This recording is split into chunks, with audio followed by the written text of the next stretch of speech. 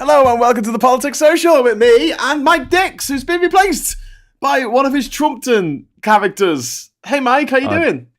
I've gone entirely AI, Graham. Oh God, that you've entered into the AI universe. It's like the I haven't Marvel worked out comic how book to universe. animate it yet.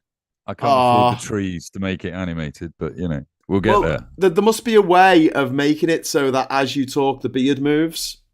That has to happen, doesn't it? Yeah, I'm sure there's a filter. I'm sure there's a filter for that. But yeah, Hating Puds is saying, a Graham is never late, nor is he early. He arrives precisely when he means to. Absolutely, my friend. Absolutely. Just call me the Grand Elf. What? Anyway, welcome to the Politics Social. Now, we're going to be on our best behaviour this evening. We've been told we're not allowed to say the T word for at least the first hour of the show. And here's Mikey. Bang on time. Mikey, hey, how you doing? Yo. We're all right, Hey. We're not allowed to say the T word for the first hour of the show, or Rachel's not coming because she says it's far too depressing at the moment. Unless you want to cheer us up. Which of the many T words are we not allowed to use? Twat bungle. No, Trump. We're not allowed to talk about Trump. At least the first hour, but it's the name of the show, and it's also a thumbnail about the fact that he's now the Bookies' favourite to be Master and Lord of all evil. So yeah. Vote blue. Keep Trump out. Have you got? How is it over in America at the moment? It's all got a bit nuts with this hurricane down in Florida. Yeah, the hurricane is a bit crazy. I think in some places, rivers crested 26 feet, which is just unbelievable. Like, I don't know what anyone is supposed to do at that point. But yeah, when the ocean fills up all the retention ponds and all the lakes and all the rivers and all that stuff, and then the feet and feet of water come. I think some places got like 32 inches of rain overnight and shit. Like, just, you can't. I don't know what you're supposed to do at that point, because there's nowhere for the water to go. You know what I mean? Like, you get it away from your house to go where? Yeah, but this was all done by the government, wasn't it? Didn't the government do this on purpose to stop the? I heard Joe Biden was doing all of this. He was doing it to stop a land. No, not what was it? A lithium mine. A lithium mine, 100 miles away. Yeah. I can totally see Joe Biden with in a biplane with like the scarf and the goggles, seeding cloud. With a little spritzer bottle. Well, so there's chemicals that you can put into clouds to control the weather. Here's the deal. I'm serious, guys. I'm serious. Right, I'm just going to move that down a little bit. Shut up, man. So, yeah, he you know, obviously the nickname for him, Sleepy Joe, it does seem a bit appropriate now. I hate to say it, but he does seem half awake most of the time. It is a bit Weekend at Bernie's, to say the least. Mike, rules check. He can't say that, and then I can't bring up the T word. Like, this is bullshit. Like, this I think we can until Rachel gets here, and if Rachel gets here, then we can't bring up the T word. Oh well, that's fine. Yeah, bring up the T word, Mike. Okay, well then that's what I was like. Wait a minute, I feel like he's baiting me, right? Like, this is clearly an entrapment. Yeah, I'm just saying things to entrap you into saying the T word. I was like, but I don't think it's anything in the rules about a financial penalty for mentioning the T word, Mike. No, there isn't. That is accurate. That is an accurate statement you just made. Look, no one wanted his ass. He's horrible. Yes. But he's not the T word. That was the whole point. Yeah. Dum got to loving the smell of his own farts and thought that people actually liked him. No, dumbass. We never liked you. Okay, we used you. Okay, now go away. All right, have some ice cream. Get a blanket on your leg and go away now. Bless him. He is 11. It is his 11th birthday, isn't it? Yeah, take Bilbo's ring away. Like, I'm sick of this shit. Butter over too much bread, man. It's just not. But the T word is not sounding his. Oh, did Biden do an Indian rain dance? Is that what happened? This is interesting. The plot thickens. He was putting on his pants. The fact that they're the same dance is merely coincidental, and you can't prove otherwise. I mean, it's the same people who for years have been saying, no, you can't affect the weather by putting loads of carbon in the atmosphere. You can't affect, the world's too big. And now they're like, no such thing as man-made climate change, but there is Biden-made climate change. Biden-made weather. Biden's not a man, obviously. He's some sort of lizard person / android from the future past. He's got a thunder machine. He just like ramps up this thunder machine. And that's it. Everyone has to, I don't know, die. So I'm from St. Louis. I'm from St. Louis, right? And we have the Gateway Arch down there. Yeah. There are still conspiracy theories that the Gateway Arch controls the weather. What is the Gateway Arch? Is St. Louis the one that's near St. Paul's, or is that somewhere else? St. Paul's in Minnesota. Oh, that's Minnesota. Okay. St. Louis is in Missouri. Okay. But are they the twin cities, or am I thinking of two other cities? You're thinking of Minneapolis and St. Paul. Minneapolis. Okay. Okay. Mm-hmm. All right. Sorry, my geography for America is not that great because I'm not allowed to go there, Mikey. Have I mentioned that I'm not allowed to go to America? I can get you in. I've got all my document for getting me into America. Online non-immigrant visa application, DS 160. I'll call Sleepy Joe. I'll be like, hey, I'll be like, hey, Jill, just get him to organise another hurricane as a diversion, and then we'll sneak Graham in via Mexico. Hey, Jill, I got Graham on a sailboat. If you could just have JoJo. Oh no! Hurricane him over. You are not allowed to get into America on a boat.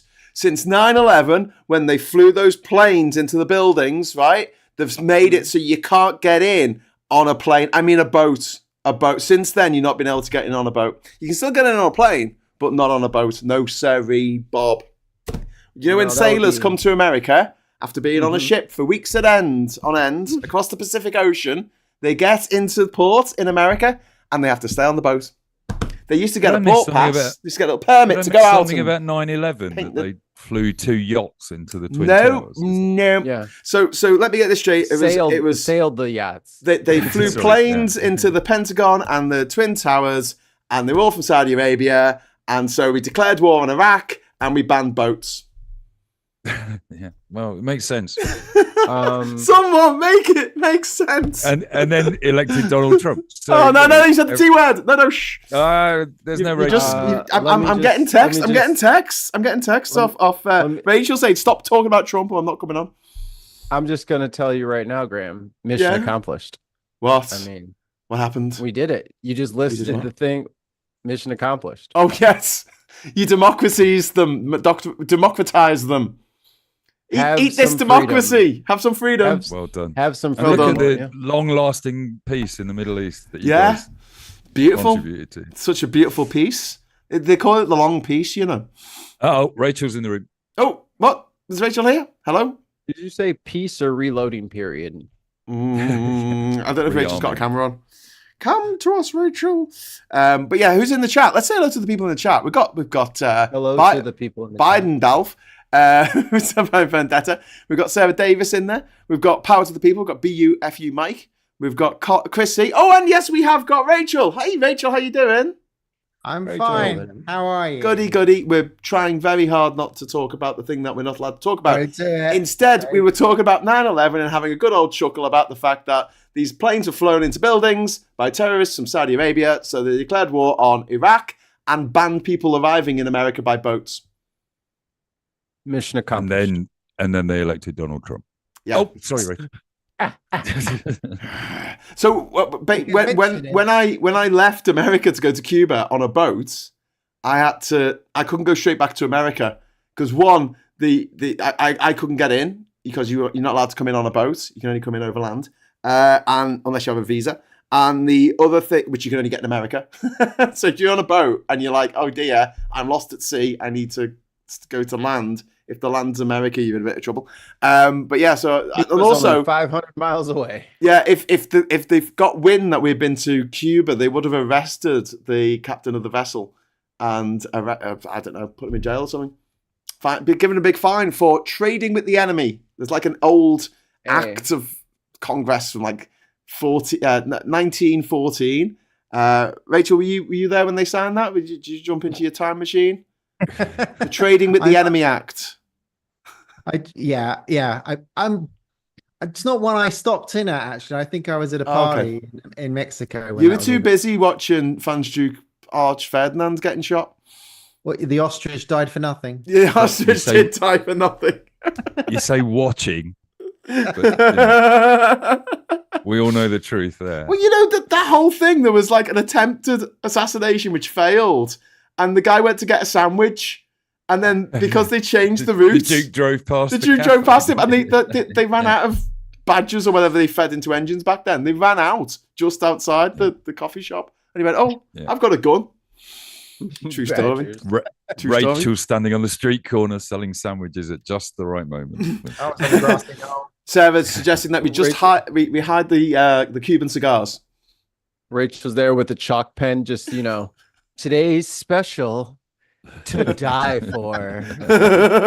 Turns, looks at the camera, ominous thundercrack. The end of the world.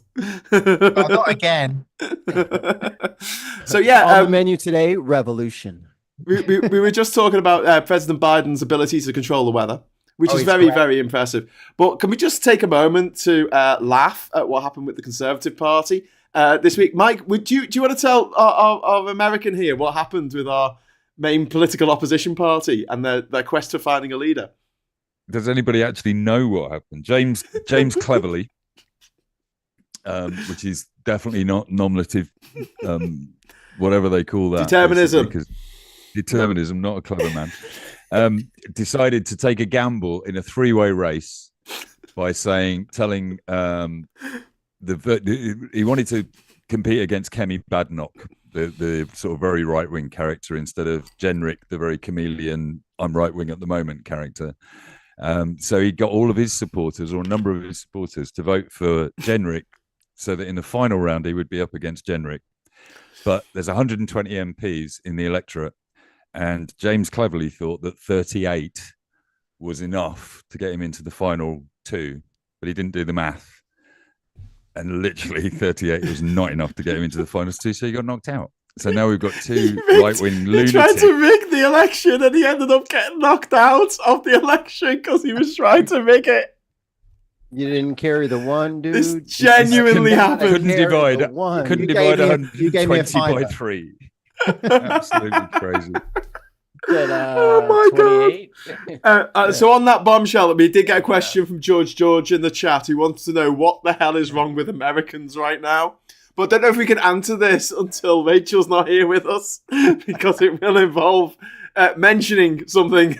You can mention not Trump. To mention. You can talk about Trump. You can talk about him farting. You can talk about him having dementia. You mustn't talk about him winning, because he's not going to win. And that's the bit I don't want to hear. Okay, fair enough. Great. Not going to win. It does have to, favorite but someone was saying, someone was talking about his cognitive decline, and I'm like, what were you talking about? Decline? He's always been like this. That's not true. We just on Unboxed Politics, seen here, or one of here's. We just did a Barbara Walters interview with him after he lost all the casinos and was cheating on his wife for the 40th time. Yeah. I've seen that. He was quite eloquent. He spoke quite well. And then you play him now, and he's talking. He's a little out of breath, and it's like his the stimulants are wearing off. Like, he doesn't have it anymore, dude. Like, if he's not juiced up, he's just an old weird prune man who just grumble. He ain't got it. Yeah, list of angsty things. Hey Scott, how you doing, mate? Scott, I'm so sorry. I meant to actually come on at 9:30, and then I got distracted looking at. You think that's bad? I was doing the dishes right after dinner. I was doing the dishes while Kat was putting the little one to bed, and I looked at the clock, and it was 27 minutes past 9, and I was like, "Oh, I better go and turn my computer on." So that's why you got the link at 29 minutes past. It was literally like quarter to 10. I was like, "Oh, I want to go on the show." I forgot about that. So I was watching some YouTube video about Game of Thrones or something, and then I was like, "Oh God, look at the time! Look at the time!" Oh, YouTube. That reminds me. YouTube. Yeah, that's the thing that I'm supposed to be doing tonight. Yeah, right. Anyway, so So Scott, we were just talking about we just before you came on, we were talking about the Tories this week. We were just explaining to Mikey what happened with James cleverly telling people to vote against him, and then he lost. Congratulations, you played yourself. I think the press have been calling it a cock-up, and which has been amusing me highly. And yeah, I mean, at the end of the day,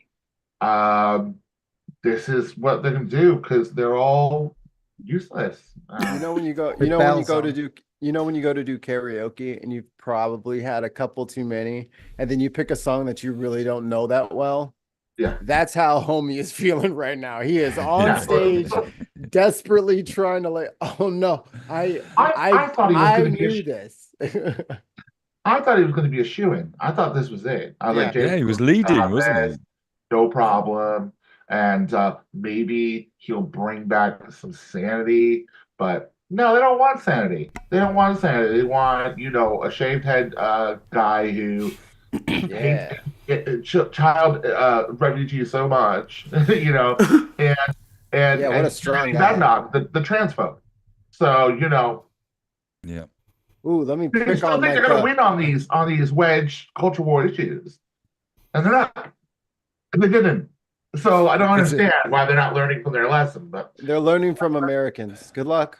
Well, these two candidates are pretty much Heritage Foundation supporting weirdos. Now America's not so funny now, is it? Now that we're spreading, we've metastasized. Laugh it up, fuzzballs. It's a follow the money story. This is like when the evangelical Americans went over to Uganda and tried to get it so that being gay wasn't just against the law but punishable by death. This is like because they'd obviously lost the argument in America. Yeah. Oh, Rachel's just disappeared. Rachel, come back. No, Rachel's like, I'm out of here. No, she's back. Hey, Rachel. They like to. So I was like this. I was like, oh, something I said. They like to export their bigotry because they know it won't fly over here. Yes, they come over here. They come over here too. I've been in my town center and I've come across Americans, very loud, very brash. They stick out like a sore thumb, and they're preaching the word of God. Yeah, and all that. And that made you come. You flew to England to do this. The savages in England, and the fact that it's worse than that. We have missionaries from Africa these days trying to convert people to Christians. We have them in Brighton all the time. What do you know of American history and the Anglican Church and the Puritans and the whole revolution? We kicked all the Puritans out because they were trying to shut down all our theatres and brothels. But they're back. Oh, they're trying to shut down our theatres and brothels. They're the original cancel culture. Pygmalion, thank you very much for the £2 saying greetings from sunny Spain, which is very impressive. Pygmalion. I thought that it would have been quite dark at the moment. I like Spain. Not to rub it in, I was in Madrid 2 weeks ago. Ooh, nice. I would rather be living in Madrid. I would rather be living. I was in Madrid. Somewhere warm. I don't like the cold. Barcelona. I've got more stories. It's fine. Oh, dude, I'm in Chicago. I'm in Chicago. Every place is warmer than here. I'm like freaking Sweden up here. Yeah, you are. I don't know what you're doing up there, mate. To go somewhere warm. You live longer. Hiding from the hurricane. Oh, yeah, sorry, you won't live longer because of all the hurricanes. Ivan has just dropped a super chat, so thank you very much to Ivan. I know cleverly is useless, but we shouldn't have to endure Generic and Badenoch's evil rhetoric. That's a very good point. At the end of the day, though, right? Just to get back on topic, these guys are not going to be prime minister. Like, that's never going to happen. They'll be chucked away before then. There'll be a gaffe. There'll be something stupid that one of them does or says in the parliamentary. Somebody write this down. Do you know who was prime minister then? Liz Truss. That is the maddest thing that has ever happened in the history of mad things. And I've made mistakes. Oh, and Liz Truss. You never said sorry. I don't think she's ever said those words. Yeah, I have it on my soundboard. Should I open the Captain Morgan? I've had this since like my birthday. I think someone got this for my birthday in February. Should I open it? The thing with Liz Truss, Trans Mafia. You're welcome. Oh, I'm quite intrigued about the trans mafia. Do they come around and go, "Nice place you got here," and they like knock things off the mantelpiece? Yeah, we do your place. Wouldn't want anything to break. Yeah, we do a bit of decorating. We make your place look glam, and then the place looks really glam. Shame if anything happened to it. Check out that thing that the trans activists did at the LGBT Alliance, LGBT Alliance meeting. The conference. Yeah. What did they do? Somebody showed up with a bag of crickets and emptied the bag in the main hall. Oh, love it. Yeah, it's all over Twitter. Yeah. Excellent. I've seen it. I didn't know. I've been away a week, but that happened today. Right. I mean, all I know is the Alliance is making a massive loss. So those poor crickets. So of course it is. Of course it is. It's a lost leader, isn't it, Rachel? What have they done for the gay community? It's crickets. Those poor crickets will never find food in a conference hall. Yeah.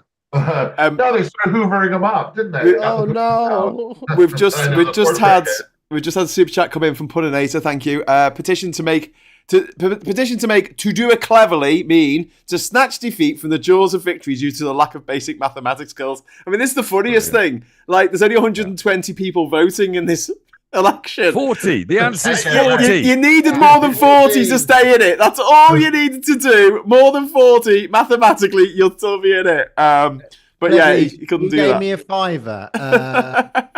His name, it does not suit his brain. Richard's also dropped a super chat in. Cleverly. Richard also dropped a super chat in saying, "Is A. Thompson on tonight's show?" No. Well, I don't know. I'll text him. He tends to be a bit knackered on a Friday. He's got a couple of young kids, you know. I'm tired. We got this show, doesn't he, as well? Sorry, Rachel, what's you saying? I said I'm tired. I mean, I was on holiday. I drove back this morning from Somerset, so I was, we got back. We had a bottle of champagne, the usual. My wife's already gone to bed, and I was like, "Oh, I'm going to go to bed." And then you were like, "Oh, I'm going to talk about Trump." And I don't have to go on tonight. And then you said you wouldn't talk about Trump. We haven't talked about Trump. I know, only the election bit. It's Graham's obvious trolling. You know, he likes to dig that knife in there and just wiggle it a bit, and he likes to watch us squirm and look at him smiling. It makes him so happy. Torture me. I want to talk about Elon Musk. I want to talk about Elon Musk, and I want to talk about Elon Musk's bus. Fantastic. Right, so Elon Musk unveiled a bus last night. A bus with no windows. He invented a tram with no windows and no track. Yo, who wants to pile up in that 20 people with no windows? So what happens here? Oh, God. You know, there's that story about the blind. There were like 3 blind priests, and they felt an animal, and one of them felt the tail, and the other one felt the mane, and they had to describe it, and it came out like looking like completely wrong. It was a bit like that. It was a bit like somebody who's never seen a bus. Never been on a bus, never had to wait for a bus, doesn't really know what a bus is, and then he goes, "Look, I've designed the bus," and you're like, it's classic. It's classic Musk, because he's supposed to be talking about the robo-taxi, which he's been promising for 8 years now. The worst speech. He rolls out a robo-taxi, which is a sack of shit. It's not going to work. It's not going to be rolled out anywhere soon for the next 4 years. There's no steering wheel. It's the same. No LiDAR, no nothing. It is not going to work. So he distracts everybody with a lineup of robots that waddle on to the set of Warner Brothers. Monorail. And a bus that's pathetic. Monorail. It's literally a monorail without the monorail. It's a ridiculous thing that he's put out there. It's a good job that buses don't have to navigate, I don't know, potholes or things. Yeah. So the funny thing is, like, the self-driving part of it has been the most treacherous part, because while it has done some really cool stuff, like saving people from like getting rear-ended and like taking control and like skirting them into the shoulder, so that they would be safe, that shit's really, really cool. Yep, my car's got that. But they also kind of go haywire. So to have 20 people with no way of controlling this vehicle, or even seeing the hazard ahead, basically, you just got to get in this pill of death and roll the bones and just hop on the 305 at 80 miles an hour.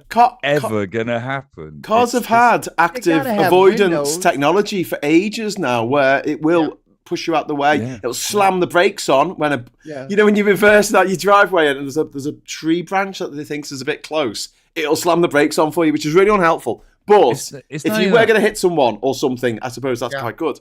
But the idea of having a car that is self-driving is just so stupid because so lazy.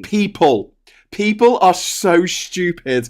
They will do daft things because they can get away with it. People won't have sex in the robo taxi. Oh, piss off! Come on. Let me counter you there. People were shitting in robo taxis. What about the other side of the coin where it offers mobility to a lot more people who otherwise wouldn't have it? And now instead of being, I'm an amputee and I'm 65 and my wife died. But now I can get back and forth to the grocery store on my own. Like, as long as it pulls there and it waits for me and I can unload my shopping and all that stuff. What say you to that, Graham? Why won't I would say as long as you've got some kind of functionality that you can actually, you can override what the car is doing. You know what the idea, Mikey, the problem is if you're an amputee wanting to go to the supermarket in a Tesla, essentially you might as well chop the rest of the bits off you because the car's going to kill you. Yeah. It's a Cybertruck. Cybertruck. Stick your arm in to load the boot up, and your arm's gone. Basically, I just had a look at the bus. I just saw a picture of it. It reminded me of. Do you remember those like amusement park things that were like these sort of cars that would sit on top of a sort of hydraulic thing, and you would watch a film on the inside of like a roller coaster. Yeah, and it would imitate the roller coaster because you're in this dark space and the thing's moving like the roller coaster would be moving. Star Wars experience. It looks just like that. It literally looks just like that. I've just had someone said in the chat. Movie. Someone said in the chat, David just said I need a Mexican hat. It's so random. But I do happen to have a Mexican hat. Oh, who said that in the chat? Who did you pay to say that in the chat? No, someone just said it, and it was like literally sitting next to me.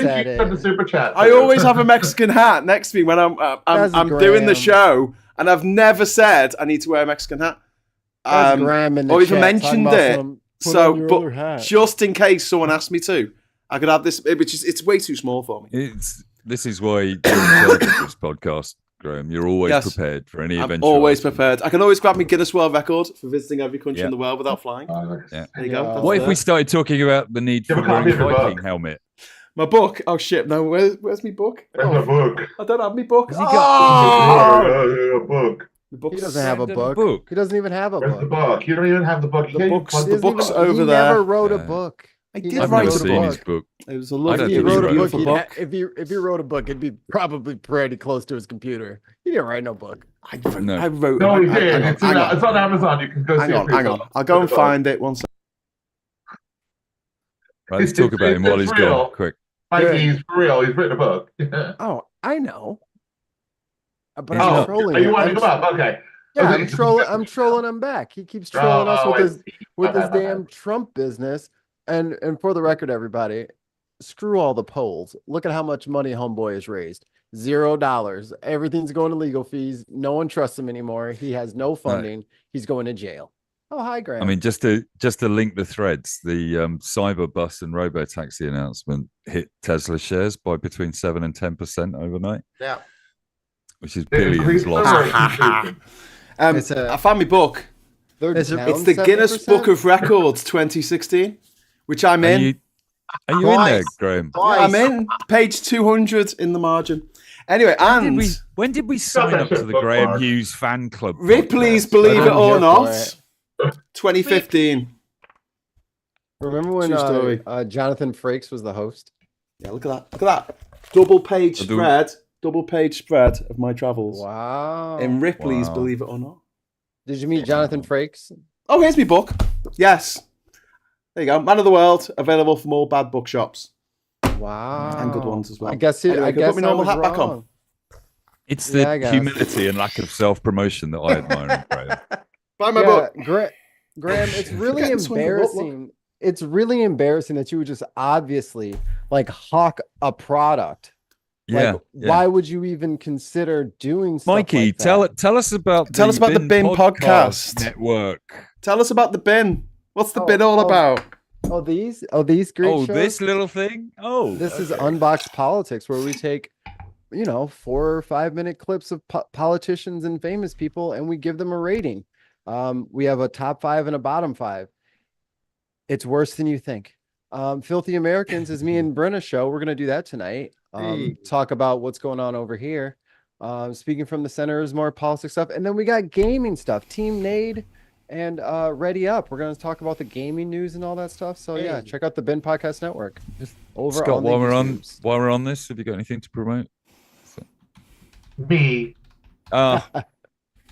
This is Scott. He's available for dating. I am. Yes, I'm single and homosexual, and and I have a above average size penis. So if you want to get in touch with me, I was wondering if he was going there, and he was. Click the link below. Click onlyfans.com/. If you want to vote for Scott, call Idol002. And then they're all like in the camera for like that 30-second shot. All right, so I've got a couple of super chats. We got Puddinator, thank you very much. Self-driving cars are ridiculous. This is why I want to replace all roads with railways, giving every person a train car instead. Solves all issues. Everyone gets a train car each. And then GHK, that would work. £2 super chat for, I think this is for Man of the World. Graham certainly hasn't written the follow up yet. No, I haven't. Sorry, I haven't won the lottery either. Well, although there was the follow up to the 2016 Guinness Book of World Records. I think it was called the 2017 Guinness Book of World Records. Yeah, but they put different records in each book. They don't repeat the same records. You want to be a record breaker? They always want to have new stuff in there, new interesting stuff. We'll tell them to stay away from the Red Bull people because they are on a death wish. Like they are just bound and determined for all. What are they offering over at Red Bull? Because those fucking stunts are so insane now. They must be offering small countries. Like I don't understand why these people. They are passing. What are they doing? Bull. They're passing Red Bulls to each other. The dude is skydiving. He goes to the little prop plane. Who's flying upside down, goes up underneath and hands the dude the Red Bull, who cracks it whilst flying upside down and tries to drink it, spinning it. It is insane. We're gonna. Does it all go up his nose? He's very skilled. He knew what he was doing. But wow! He did a 360 corkscrew thing. Maybe I can beat him. You got to catch him. I mean, how's your parachuting skills these days? He needs to catch me, chase me. Or the parachuting skiing people who will ski off of a cliff and then just kind of like loop-de-loo their way down. I'm like, what the fuck is happening? I thought I was watching someone die. And I saw the Red Bull down in the corner. I was like, oh, thank God. They're probably going to live. Thank God. The chances that they're going to actually live. That's great. Oh, that's okay. Yeah. His chances just went up by 2. There must be some serious money still in that. Well, I'm still annoyed about this bus. I can't get over this bus. It's really pissed me off. It's stupid. As someone who's taken a lot of buses in my time, it's so stupid and insulting and demeaning and daft and just. Don't you think that he's just gonna program them all to like go to his house? Yeah, I have to stress. You know what I I mean? have to stress. That's how he gets the women. Buses them Send the women and cool people to my house. That's my Mark voice. my words. It will never ever be happen. on the roads. Just like the never gonna Roadster, just like the Hyperloop. Cybertruck. The None of them Cybertruck's will on the roads though for at least a week before they break down. It's so break down every time they leave the test. The steering wheel falls off. We'll be on Mars Geico. in 2 years. Yeah, promise. We have the technology now. Oh yeah, it's driverless. It's a bad. Happen next year. We got that now. There's going to be a new bus and a lorry. That's next year. We'll be on the moon. Then we'll be on Mars. The thing I love the most. Travel. It's all next year. We have the technology. It's all here. It's Actually, done. we're already done with the time 2016, travel. 2016, hasn't he happened sells. 2016, he sells 250,000 pound roadsters. Yeah. And they've still not been delivered. And nobody has received one of these cars. Basically. That's crazy, isn't it? Like, how's no one sued him? How has no one sued him? No. The big question, Graham, is why aren't we doing it? Why aren't we just? It's this Clive Sinclair all over again. Why aren't we just bullshitting people about what we're going to launch next year and raise a load of money on the stock? The ZX81 was all right. It was. I had one of that. Yeah, but Yeah. See, Clive Sinclair did it exactly the same thing back in the day. He used to announce technology that didn't exist, hoping to raise the money Or to too actually early, make the technology. Yeah. He didn't go to Or jail either. at least it all broken as well. At least the Spectrum had loads of bugs in it. Rachel, tell us about your Concords. I'm collecting Concords. You're on 8 now, aren't you? You've got 8. I think I've been on 8 Concords. You've been on now. 8 different Concords. One of them was a shiny Concorde. It had different colouring. No, I'm just going around museums collecting Concords, seeing them. What I'm trying to do, I've got a plot for a film. Yeah. And the Concorde? it's like, and so I'm going around all the airfields trying to find one, and the plot is some old guy's retiring. He hasn't got long to live, and his mate, he was a Concorde pilot in the 80s, and his mates go, before he dies, we're going to get him a Concorde. And it's all about them doing one up in a museum late at night, refueling it, nicking it, getting it up. And it's all going to be Michael Caine, all these old actors limping out to do it. And there's a script there. Yeah. Anyway, I've done 8. I did 3 Concords last week, so I'm doing all right. So that is good. We can collaborate on that script. It sounds a bit like one that I wrote called Our Day in the Sun about old people. This was set in the 90s with Spike Milligan when he was still alive.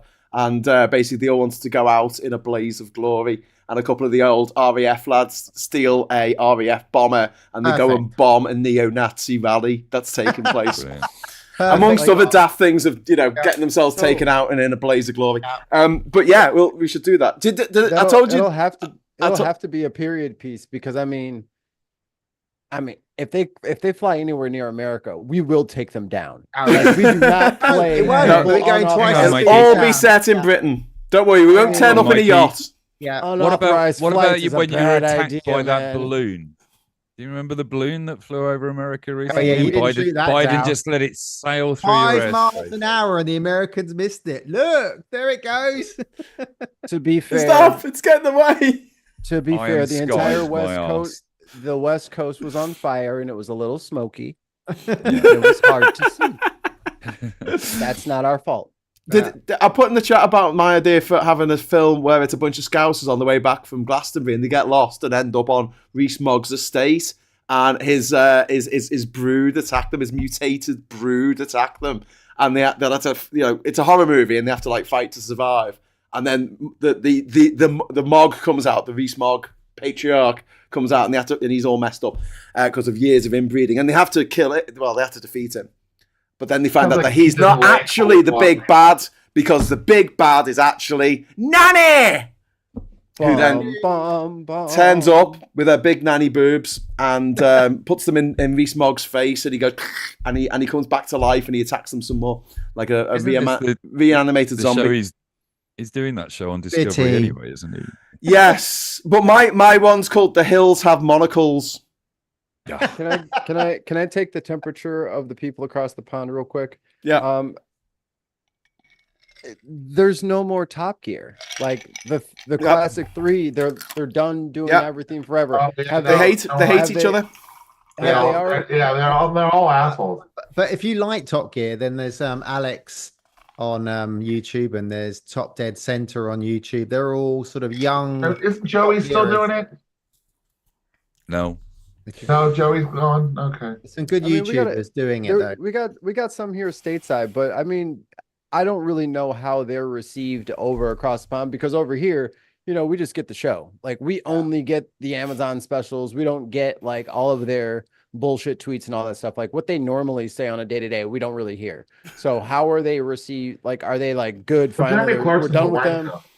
Top Gear was a huge success for the BBC. I mean, they sold that all over the world. They made a mint out of it. Top Gear was a huge success for Jeremy Clarkson. Yeah. And his producer, who lives 4 streets away from me. I think if I could give Superchats back to people in the chat, or at least, not back, but, fund them, I would give one to Futum Stuck for suggesting the name of that film that I just came up with. John Carpenter's The Mog. Brilliant. Hey! I like well that. Done. We did actually get a super chat from GHK. Thank you so much for that, and for reminding us of Spike Milligan's famous epitaph. And apparently this is on his gravestone. I told you I was ill. Yeah, it is. Thank you very much for that. Yeah. I once met Jimmy Pop from the Bloodhound Gang, and it was like one of those 20 questions things. And the last one was, "What would you like on your gravestone?" And he said, "I'd like Jimi Hendrix." Yeah. Why? He goes, "Because then people might visit it and put some flowers down." I want a bell with a throat, just in case I'm not dead. And I go, Little servo. Yeah. Very Victorian. Puninator's just Victoriama. Puninator's just put in the chat. Thank you, Puninator. There's no Top Gear, so we're improving society. I've been trying to slog my way through Clarkson's Farm because it's quite good, but I hate Jeremy Clarkson, so I can't watch too much of it before I just get really aggravated. But there was a brilliant episode, something like the third episode of the first season, where someone was having a go at him for basically all the pollution in the world and global warming. Like his farm's getting flooded. And like, yeah, this is because of global warming, because of you and your dickhead mates going around in your big cars. And he just got so indignant. He was just like, whatever. Like, whatever. got so like, right, you fucking dickhead. But yeah, no. So mad. Top Gear was a good format, and the chemistry was good between the three original presenters, and it did really well. Like it made a lot of money for the BBC, and from a purely sort of liked it capitalist with point Freddie of view. Flintoff, but it got destroyed because of the amount of money they had to pay Freddie for the accident. Basically. Yeah. That's why they're not doing it anymore. In a Morgan Freewheeler. For what? He was Freddie Flintoff, who was a British cricketer. He was a new presenter on Top Gear once the old lot had left. And I quite liked the chemistry because it was him, and then there was the guy from Phoenix Nights. They had Chris Evans, didn't they? And he wasn't very good. Nah, Chris Evans was that was crap. And Joey. Yeah, the series they tried to do after the Clarkson series was crap, and the casting didn't work. Yeah. But they kind of got it right, and then they tried to kill one of the presenters, basically. Yeah, Joey from Friends was awful. Can I talk a little bit? The US one was pretty good with Tanner Faust and all them. I like that one, but they got canceled. Did the US do a remake? Yeah. And it was pretty. They did a lot of good driving challenges versus like trying to do they tried the studio thing, but it was so forced, so they just went direct. Like 3 episodes, they went directly out into the fucking field, and we're just doing a special every episode. And it was pretty good. There's as many Fast and Furious films as there are Top Gear episodes. True. That's very true. Vendetta's saying that Clarkson brought back Top Gear, which is true technically, but he's saying that it was presented by Noel Edmonds. No, it was presented by Clarkson and others. Quentin Wilson. Tiff Needell used to be one of the presenters, didn't he? Quentin Wilson and who was the woman who used to present in the 90s? I forgot the name. But it was the same music. It was the same intro music and everything. And then it went away for 6 months. And then Clarkson brought it back in a new format. No, this is before Clarkson took over. So 2001, before 2001, when they took over. They actually used to review boring cars. It was a boring car review show. Yeah. Cars you could buy. Cars you'd buy. Yeah. And then they decided to make it a show for people who didn't really like cars, but they just liked watching people porn. Make dickheads of themselves. So people who didn't like cars watched it. Clarkson's deal was 50% of the revenues from BBC Worldwide. Yeah. My dream is to have a weekly show that's about politics, but we get people who aren't interested in politics to watch it. We trick them into watching it. Maybe the title of tonight's show might not attract them. Yeah, no, probably not. No. Can I talk about The Substance for a moment? Because I just saw the most fucked up film. Scott, do you like your horrors? Do you like your? I love them. That's why I don't want you to talk about it. Do you like your body horrors? What? Body What is horror. a body horror. It's like close-ups of people's body Human and Centipede.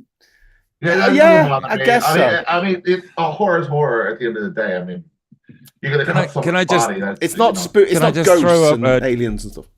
Can I throw up a trigger warning that I had a colonoscopy this week? So if you want to talk about body horrors, I can tell you about that. Do you get to watch it on the screen? Do you get to see what's up there?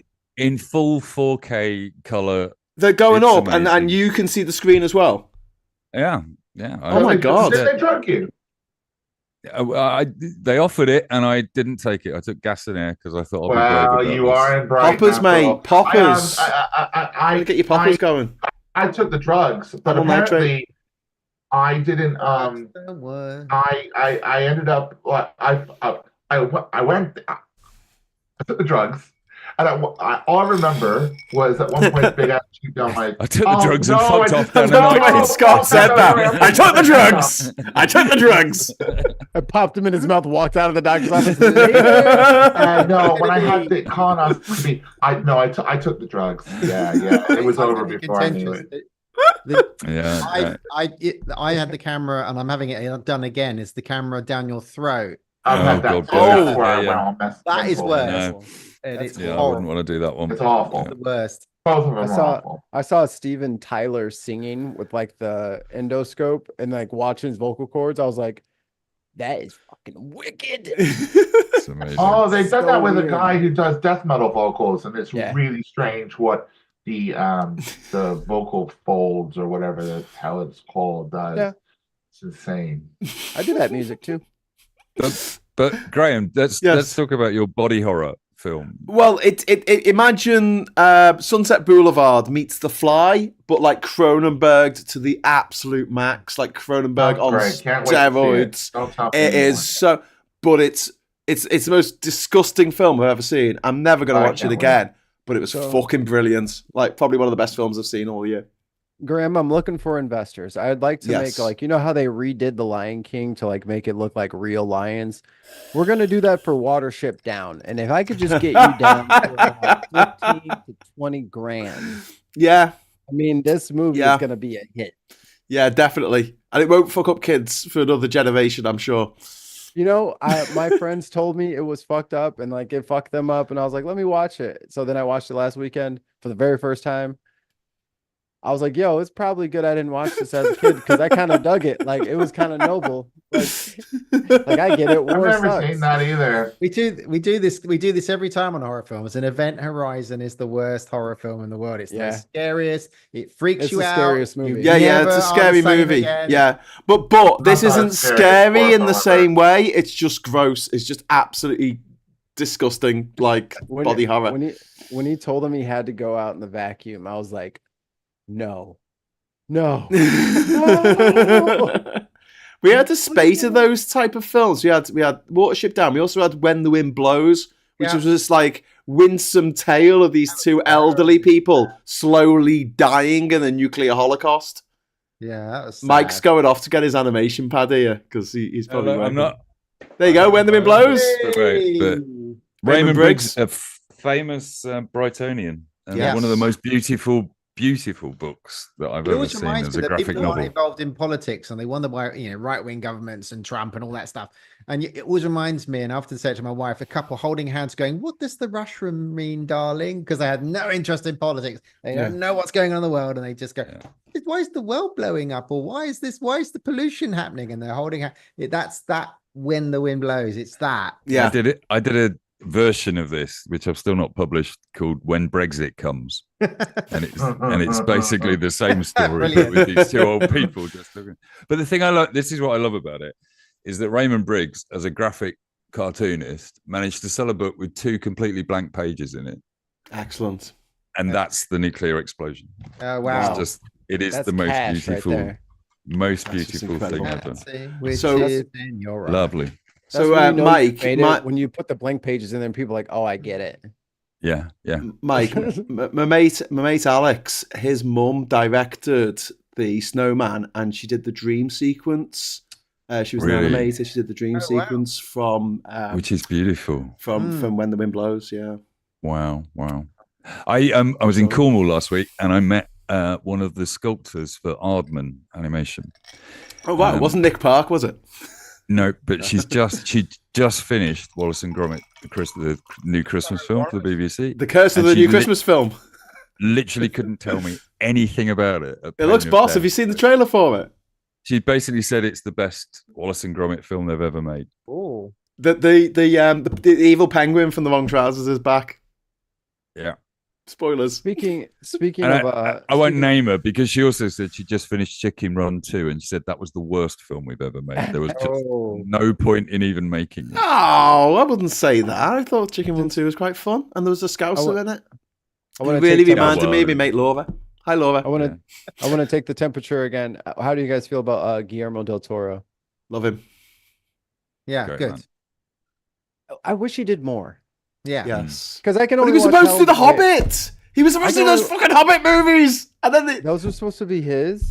yes, Yeah. and then he had to drop out, and they basically said to Peter Jackson, "Right, you got to make this movie," and he went, "I don't want to, I don't have time to talking about Lord of the prepare," Rings? and they went, "Okay, well, we'll make them in Slovakia then instead of New Zealand," and he went, "No, then like 5,000 people won't get paid for the next few years making movies," and they're like, "Well, tough, we're going to take it to Slovakia or somewhere else," and he said, "Okay, well, I'll do it then," and that's why the Hobbit films are so bad because they were so fucking rushed. Because Guillermo del Toro had to drop I never out. said they were bad though. Oh, But just think of Guillermo did I it, enjoyed though. them. It would be good if Guillermo did it. Oh my God, that Lake Town. If Guillermo got his hands on Lake Town, Amazing.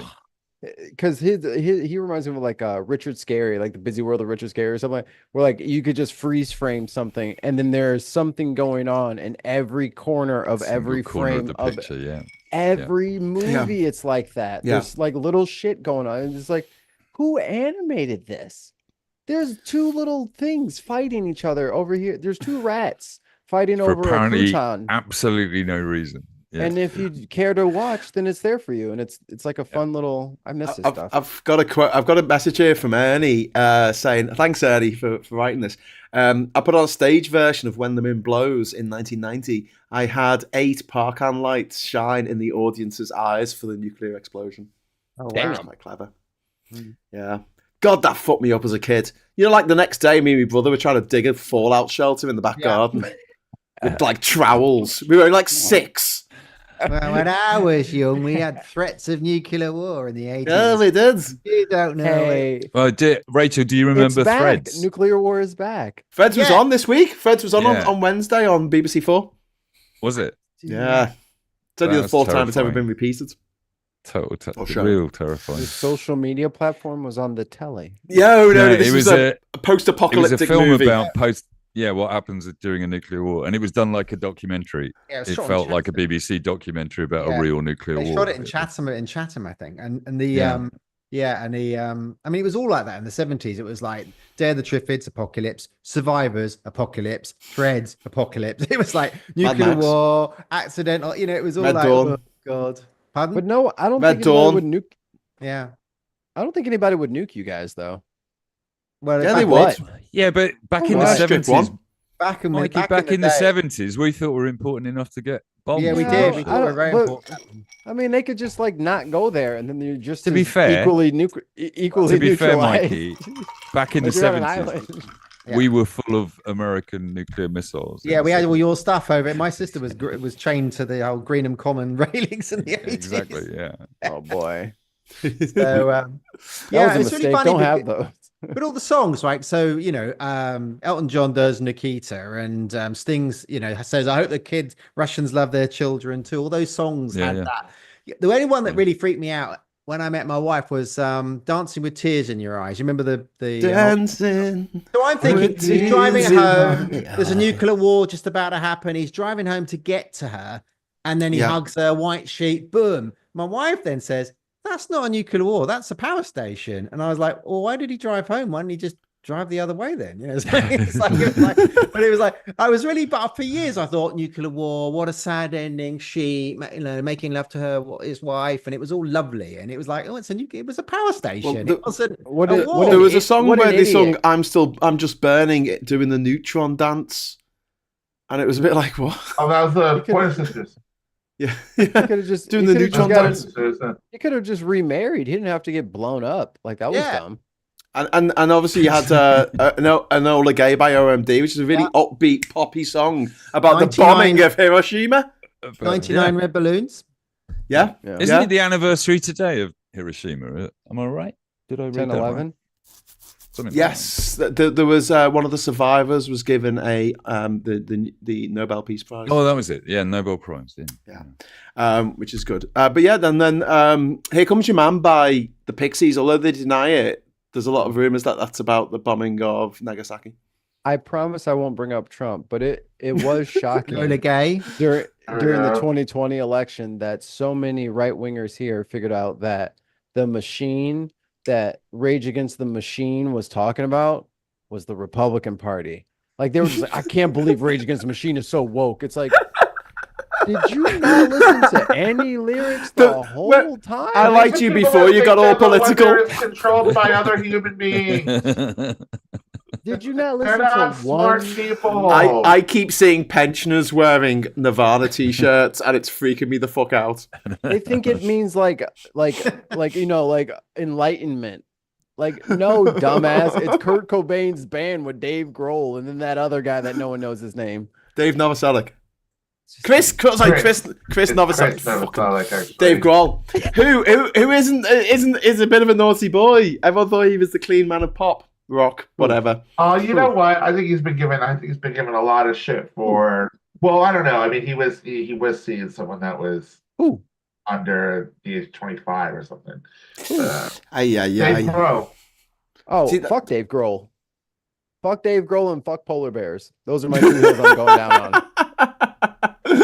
Dave Grohl has gone. It's quite a specific philosophy on life you've got there, Mike. Dave Grohl has gone on to do no less than a half a dozen interviews where he shits on fans who go to his concerts and they record on their phone and they're not rocking out hard enough. And then this is the same guy who charges $900,000 for tickets. It's like, shut up, dude.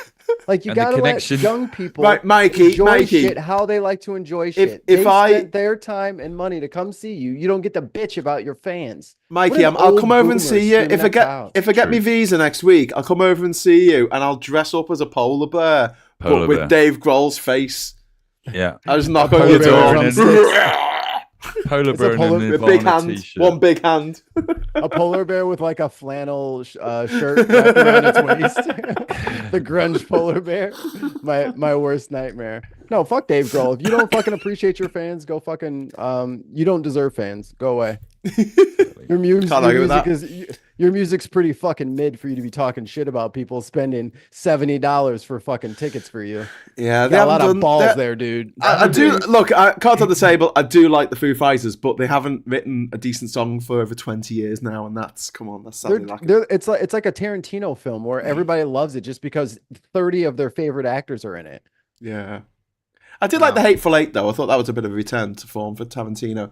But I've got to say, Django left me a little bit cold. I didn't like Inglourious Bastards that much. It had some great scenes in it, but I didn't gel with any of the characters. That Guy Ritchie film that was a bit like There's Something Gentleman is really good, isn't it? That's better than the Tarantino one of all the sort of old soldiers doing a. Is that the All Military Warfare or whatever it's called? Yeah, I've not seen that. Was it good? Oh, it's really good. Ungentlemanly Warfare or something. It's really good. I liked it. Guy Ritchie though was very posh. He went to private school and he puts on a London accent when he's being interviewed. He's like, and then he's off camera and he's like, well, that was tremendous shot that every old age. I used to be married to Madonna. Everyone forgets that. Just like everyone forgets that Johnny Lee Miller was married to Angelina Jolie. Everyone forgets that. The British vocal fry from the posh accent is so hilarious. I can't. If I ever hear, I just crack up every time. Like when I lived in New York for a little bit, and the family I was staying with was like this big old 15-person Italian family from the fucking Bronx, and dude, the shit out of their mouth would just have me crack. Like, what this fucking guy laughing over there just because I put fucking turlet? I say turlet, I'm like, turlet? What the fuck's a turlet? Thank you very much to GHK for the super chat. Best anti-nuclear war album is Pink Floyd's The Final Cut. Two Suns in the Sunset is The Bomb. Anti-Thatcher 2, which is always good. Nice. But hasn't Dave Gilmour gone mad now or someone? I don't know. Got a bit fash. Yes. Got a bit fash. And then Hayton Puds is saying the Foo Fighters also did a concert in support of an AIDS denial group. Yes, they did that in the late 90s. So yeah, they've never apologized for that. They did a concert for a AIDS denial group. This actually happened. You can look it up. An AIDS denial group. Because they wanted to say that AIDS wasn't real. Because it was getting all this government funding into research and they wanted to stop that. Because it meant that nasty gays were getting things from the government. Multi-billionaire scientists again. Yeah. That's why whenever you watch the TV show Cribs, on MTV, it was always full of scientists. Chemists. Yeah, climate scientists every week, showing off their latest gold-plated swimming pool and their 124-foot yacht that they'd made from lying about climate change. And there's self-driving bus. And the self-driving bus comes in. Ready next year, promise. Yeah, and there's a Definitely speed next bump. year. It gets halfway Pinky down the swear. road, and there's a speed bump, and it's like, oh fuck it, everyone off. It's okay. Elon's going to be in charge of making America more efficient. As soon as that roadster comes out, buddy, we'll give you the job. Do you reckon they'll have a thing where like it lifts up? You know, like in the cartoons where the car in the Wacky Racers, where the car would like lift up on like sticks on the wheels. Yeah.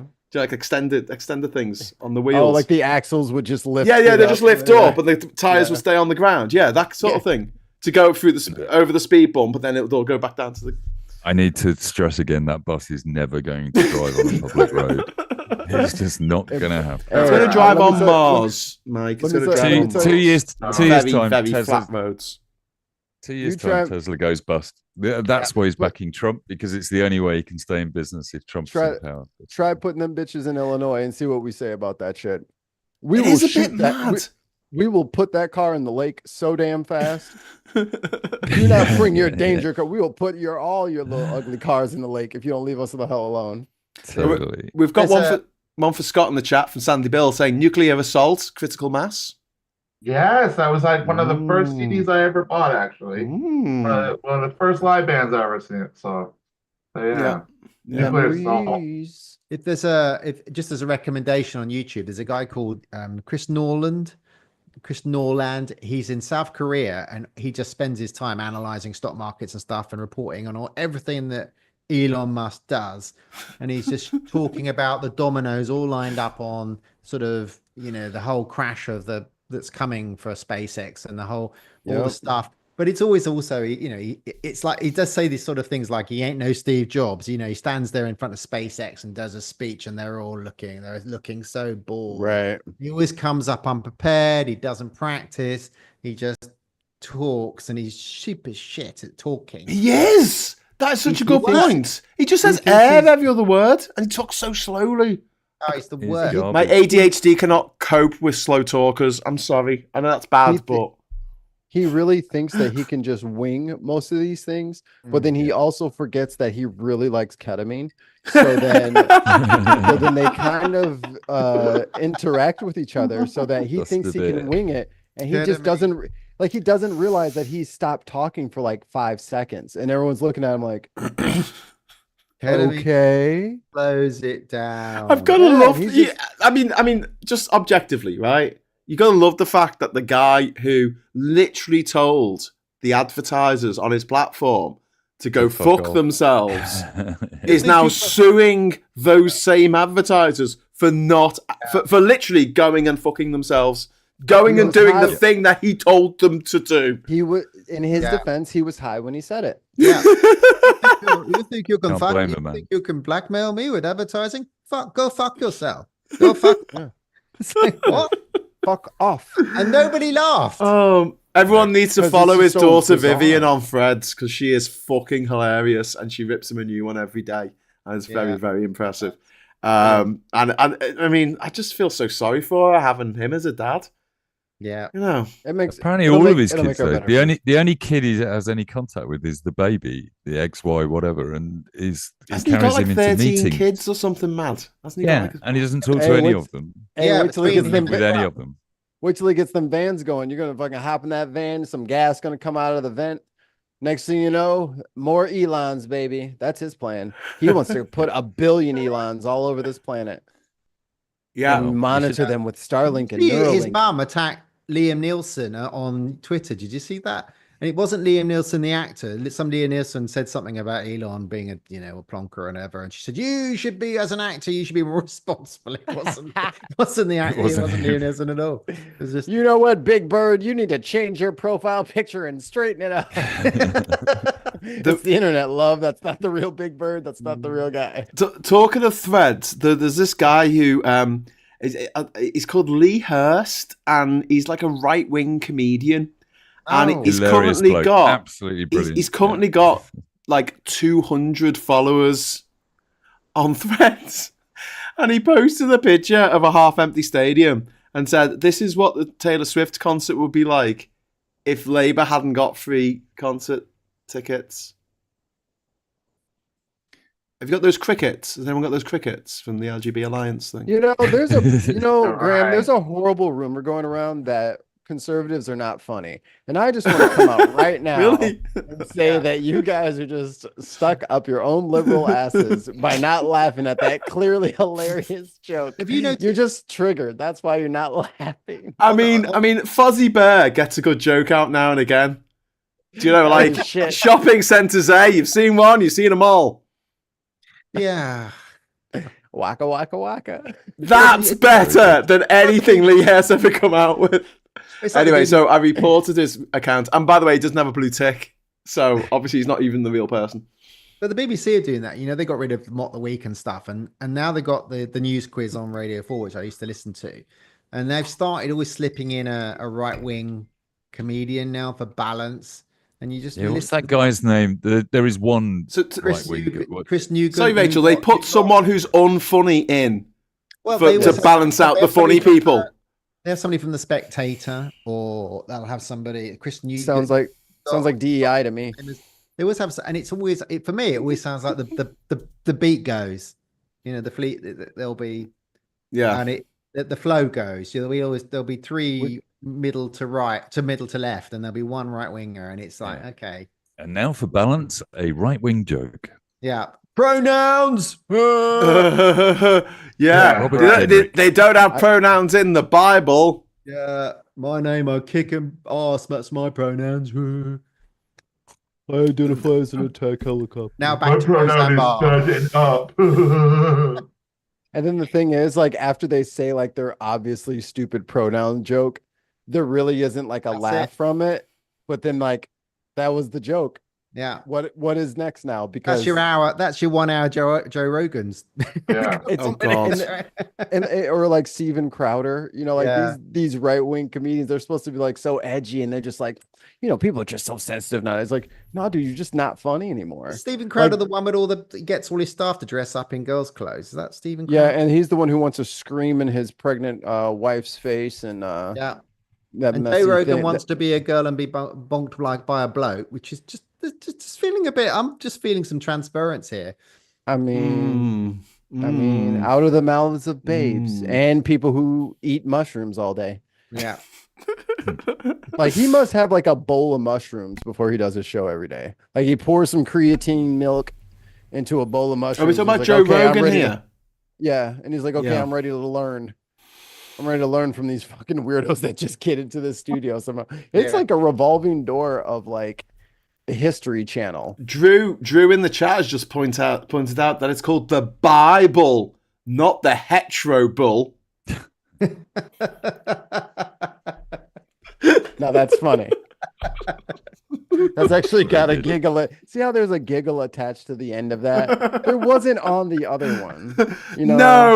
No, that wasn't the very. Yeah, just they're just not funny, and like it's really sad when you see people who used to be funny, like Ricky Gervais, just trying to mine this like the lowest common denominator jokes that.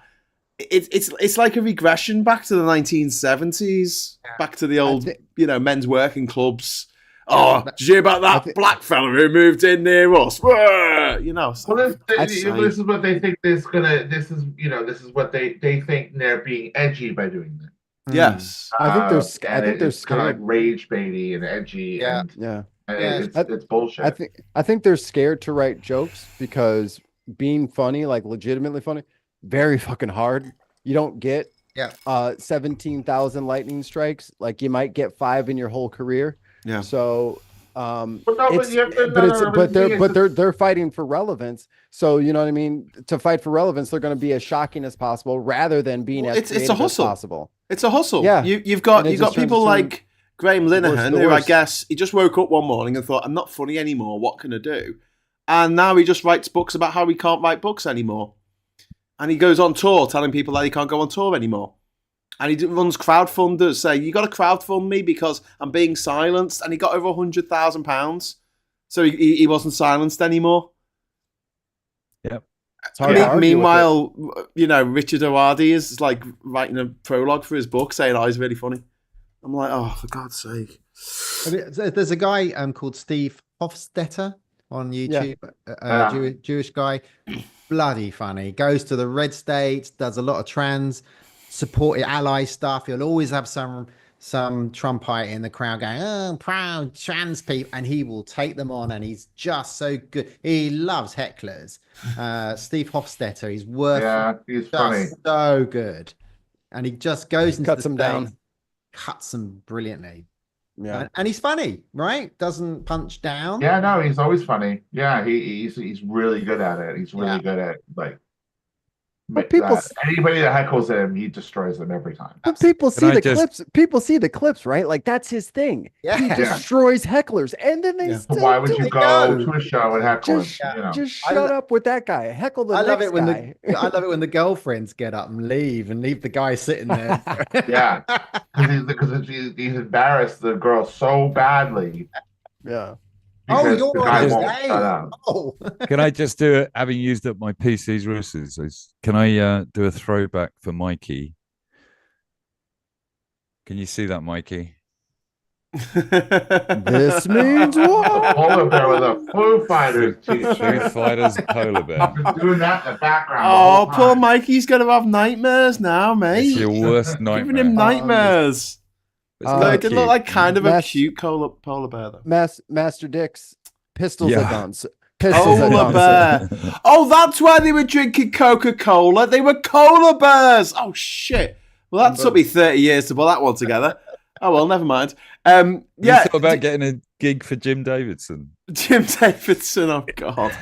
Yeah, I mean, he was allowed to present Big Break on the BBC for years, even though he was Generation a massive Game. Do you know, racist son of a bitch. And the generation. I might be slightly misremembering this, but a mate of mine was down a yacht club in Brighton, and he sent me a picture of a poster on the wall for a TV channel full of these guys. They've started their own online channel. I can't remember what it's called. So this is a wasted anecdote. But Anti-woke TV. Oh, GB News. GB News. It's the comedy equivalent of GB News, basically. It exists. Christ. I bet that's funny. Powerlaid.com. Power to the People is suggesting a growler bear. Perfect. Roller bear is it. Points awarded to Mike's worst fear is a growler bear. But I do have one exception for Dave Grohl. I loved him in the Tenacious D movie, The Pick of Destiny. He was a great Satan. Yeah. Great movie. Hayton Puds is asking if everyone's seen the James Acaster Too Challenging For You stand-up bit. I've seen it. Have you guys seen it? Yeah. Have you seen it? Is it good? Yeah. Basically, he just rips into. Stuart Lee does the same thing. Just rips into these old dickhead, comedians who are like, being really edgy and really challenging by having a go at trans people. Jerry Seinfeld. Like Jerry Seinfeld has gone full old guy yelling at clouds now. Yes. Comedy's dead. Everything's not fun. And it's like, dude, comedians in cars getting coffee was funny because you guys just made jokes about jokes. That was funny. Yeah. As soon as you started giving us your fucking opinion, no one fucking asked you your opinion, Jerry. You don't know anything about the world, Jerry. You've been rich since you've been 20, Jerry. Okay? So shut up, Jerry, with your $5,000 sneakers on. Shut up. You don't know what people are anymore. I think that is very true, and for a lot of people who get celebrity, they get a lot of money and they just live in a bubble, and then they tell us that we're living in a bubble. It winds me the fuck up. It's like when Dominic Cummings, his estate down the road from where I live in Durham, where he grew up, and he went to private school. He went to Durham School for Boys, and he's standing there in London, about to get into his car, and they're like, "Where are you going?" He says, "I've got to get away from all the metropolitan elites."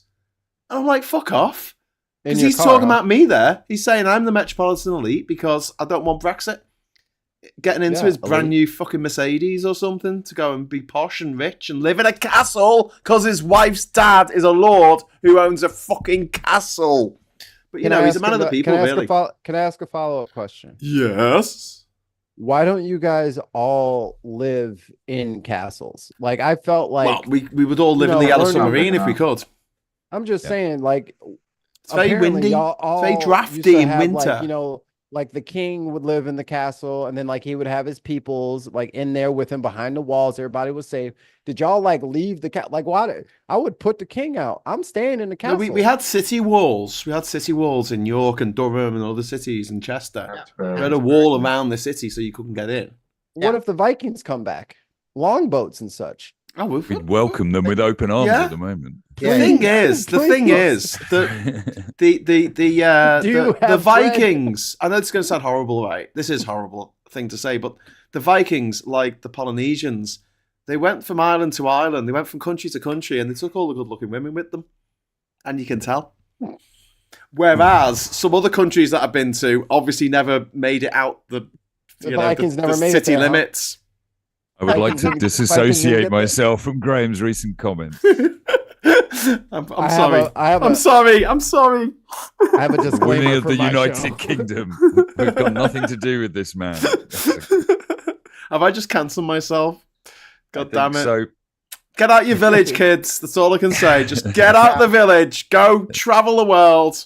We're a nomadic species. Would it benefit you guys to go back to just like maybe building a few extra castles with like, lodging, and then like have like a little commune thing set up? Because we don't have no castles over here. We're not allowed to. Like, we can't build. We're not allowed to build on the green spaces anymore. It used to be like there was a big green space, and they were like, let's put a castle there. Can't do that anymore. Can't get It was mainly planning. the French. It was mainly the French that built castles over here when they invaded. So the Britons. Well, we had a bit of northern France and built castles over in northern France, and then they came over for a little bit. Francis and everywhere. We kept building castles. We're going to go over the France and build our castles in their country. See how they like that? Yeah. Now you don't I'm have being any told. river rocks. I'm being told by power to the people that I need to apologise to the good people of St. Helens immediately. I'm so sorry to my bad wolves in St. Helens. Puninator dropped a super chat in. Thank you very much, Puninator. I hate to break it to you, but there is one funny right winger, Liz Truss. It may be unintentional on her part, but she is like a real life Mr. Bean. Which brings us back to James Acaster. Can we count delusion as being funny? Yeah. Yeah, I think we can. We shouldn't. It depends who it is. It depends who it is. If it's an older person who's suffering from dementia, then, my heart goes out to them. If it's Liz Truss being funded by 55 Tufton Street, she can fuck herself. I'm sorry. It's just all I see is a very ill person. Oh, Cozy's here. Cozy! Imagine in your little world like that, there's a mental health issue. I was worried that the cabbage was going to take over the Green Party, and that would be your next prime minister. But to my chagrin, Scott, your heart is bigger than mine. Mine is shriveled over recent years. Like a little garlic. Honestly, Liz Truss isn't getting any sympathy from me. Me neither. She's got to leave. She's got one more party to lead, and then she's gone. So I want to circle back to Mr. Bean and James Acaster, because I didn't know this. I only found out recently. But James Acaster, his girlfriend at the time, this is about 10 years ago, she left him for Rowan Atkinson, and he didn't incorporate this in his routine at all for years afterwards. But it is objectively the funniest thing that could ever happen to you is for your bird to dump you for Mr. Bean. And he's talking about this, and he's like, I can't get away from Mr. Bean. Mr. Bean's everywhere. Like, everywhere he goes, he sees Mr. Bean. Graham, name one woman who wouldn't be proud to be on Mr. Bean's arm. I'll wait. I honestly, weirdly enough, Mr. Bean was one of the things that seemed to follow me around the world. Along with Bob Marley. Like, every time I got on a coach, and I could be in Central America, I could be in Borneo, I could be in Central Africa, I'd get on a coach, and, they show movies and TV shows and things. Mr. Bean was an absolute favourite because there's so little speaking in it. It was totally designed that way. It was designed to be the biggest selling TV series in the world, and it is, because there's no dialogue. Is it the biggest seller? Is that like a little trivia thing? It's sold to the most countries in the world, that show. Wow. There you go. Stupid show. But it's also incredibly translatable humor. It's really universal Yeah, humor. because it's just slapstick situational. and exactly. The static on the TV gets me every time. When he sticks his head up and it goes staticky one more game. Yeah, that gets me every time. Quincy, thank you very much for the €5 super chat. Obligatory super chat. Sorry I'm late, folks. Been watching Beetlejuice, which I haven't seen yet. Oh, really? Because our youngest didn't want to go and see it, so I had to hang out with her in the bubble tea place while her mum and her sister went to watch it. I saw it. Is it good? Is it all right? Long. Is it long? Is it too long? Is it one of them? I Too feel long. that way about every Stories movie going these on at days. once. I at the end of it, I was like, okay. Do you know what? I just watched Jewel of the Nile, right? And it's about an hour and a half, and I'm like, perfect. Same movie. Absolutely perfect. Except for the fact that it does that really weird 80s thing of having a Jewish guy sort of brown himself up and pretend to be from another culture. That's Michael Douglas. That old for now. Yeah, Michael Douglas and Kathleen Turner and Danny DeVito. Yeah. It's one of the little trilogy that they did. They had Romancing the Stone, that, and then they did the War of the Roses. War of the Roses, yeah. Yeah. Wasn't quite a sequel.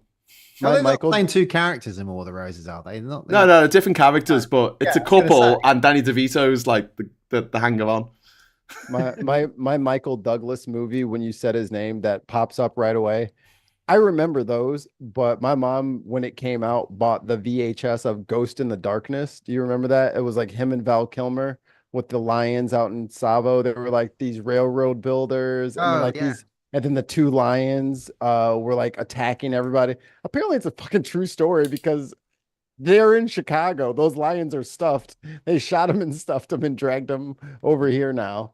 But if you haven't seen The Ghost in the Darkness, it's a very... I've never even heard of it. I want to watch it now. Me neither. Michael Douglas and Val Kilmer. It's kind of good. Dirty Val. Brilliant. Nah, I'm up for that. Very handsome Val Kilmer. Almost Mad Mardigan-esque. Ooh. Dare I say. Good old days. I think The American President is my favorite Michael Douglas film. I like that film. Yeah. What was the one where it was the guy who just accidentally became president? Was that Dave? Dave, yeah. And didn't they use the sets from Dave for the West Wing? Isn't that one of those daft little? Well, Dave is the guy. The guy. The guy who the president has a stroke, and so he's an actor, and they flip him in. Yeah. Great film. I love Dave with Sigourney Weaver. Who's Kevin Kline, isn't it? Who plays Dave? Kevin Kline. Yeah. I was going to say, wasn't that Kevin Kline? Great movie. John C, thank you very much for the super chat, mate. Mikey, have you seen the toilets in their castles? 100-foot drop and 100-foot icy updraft. That's why we don't live in castles, Mikey. Or there's no drops. There's just it's a closet. So wait, closet. Is that what the word stands for? It's called a garderobe, isn't it? A garderobe. I'm just saying, what do you guys have the same people who designed the fucking Death Star designing your castle? Put some fucking railings up, mate. Like, what the hell? Ocean. Oh, you guys. The point is, Mikey, whatever Americans think, there's no way anybody in this Zoom call would have been living in a castle. I'd fucking get a castle right now. We'd have been at the bottom of that 100-foot drop, cleaning up the shit for the Lord. I've been to the Tower of London. That's why I know what a garderobe is. So, look, I'm just saying, there's a lot of y'all. Y'all could totally set up a little commune. This is why we don't have castles in America, because the citizens would take that bitch over. This is our castle now. Thank you. No, they wouldn't. They give it to the Supreme Court and say you can have this for life. It was supposed to be a fortress. It was come get us out. You'd pull it down, and nothing stays up more than 10 years in America. They put it down. Oh, you have bunkers. You have bunkers in America. Or it would be so stupidly big that it would be absolutely pointless. No, you have bunkers and silos. Like 10 times bigger than your castle. My castle reaches to like the moon. Which tower is the McDonald's? Mikey, you all go underground. Like hasn't Zuckerberg made a whole underground shelter thing in his Hawaii estate?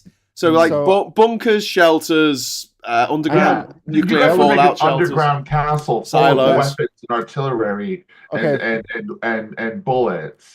First of all, y'all are not supposed to know about those bunkers. And can you just email me a list TV of all shows those dedicated? Are we rattling through people that told you?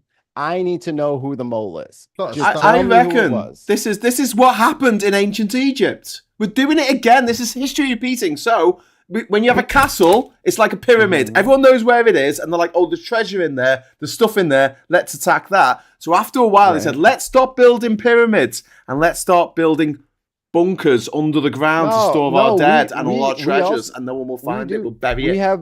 We have that too. Don't look in our bunkers. So my zombie apocalypse plan, and it is still this plan, is to we have this like nuclear defense like out in the middle of the plains, right? Well, they don't use all of those, and a lot of them are decommissioned. You can buy a decommissioned missile silo. It goes down. I mean, they go at various different heights, but they can go down 10, 15, 20 stories. Yeah. And I mean, it's like, a lot of them are flooded.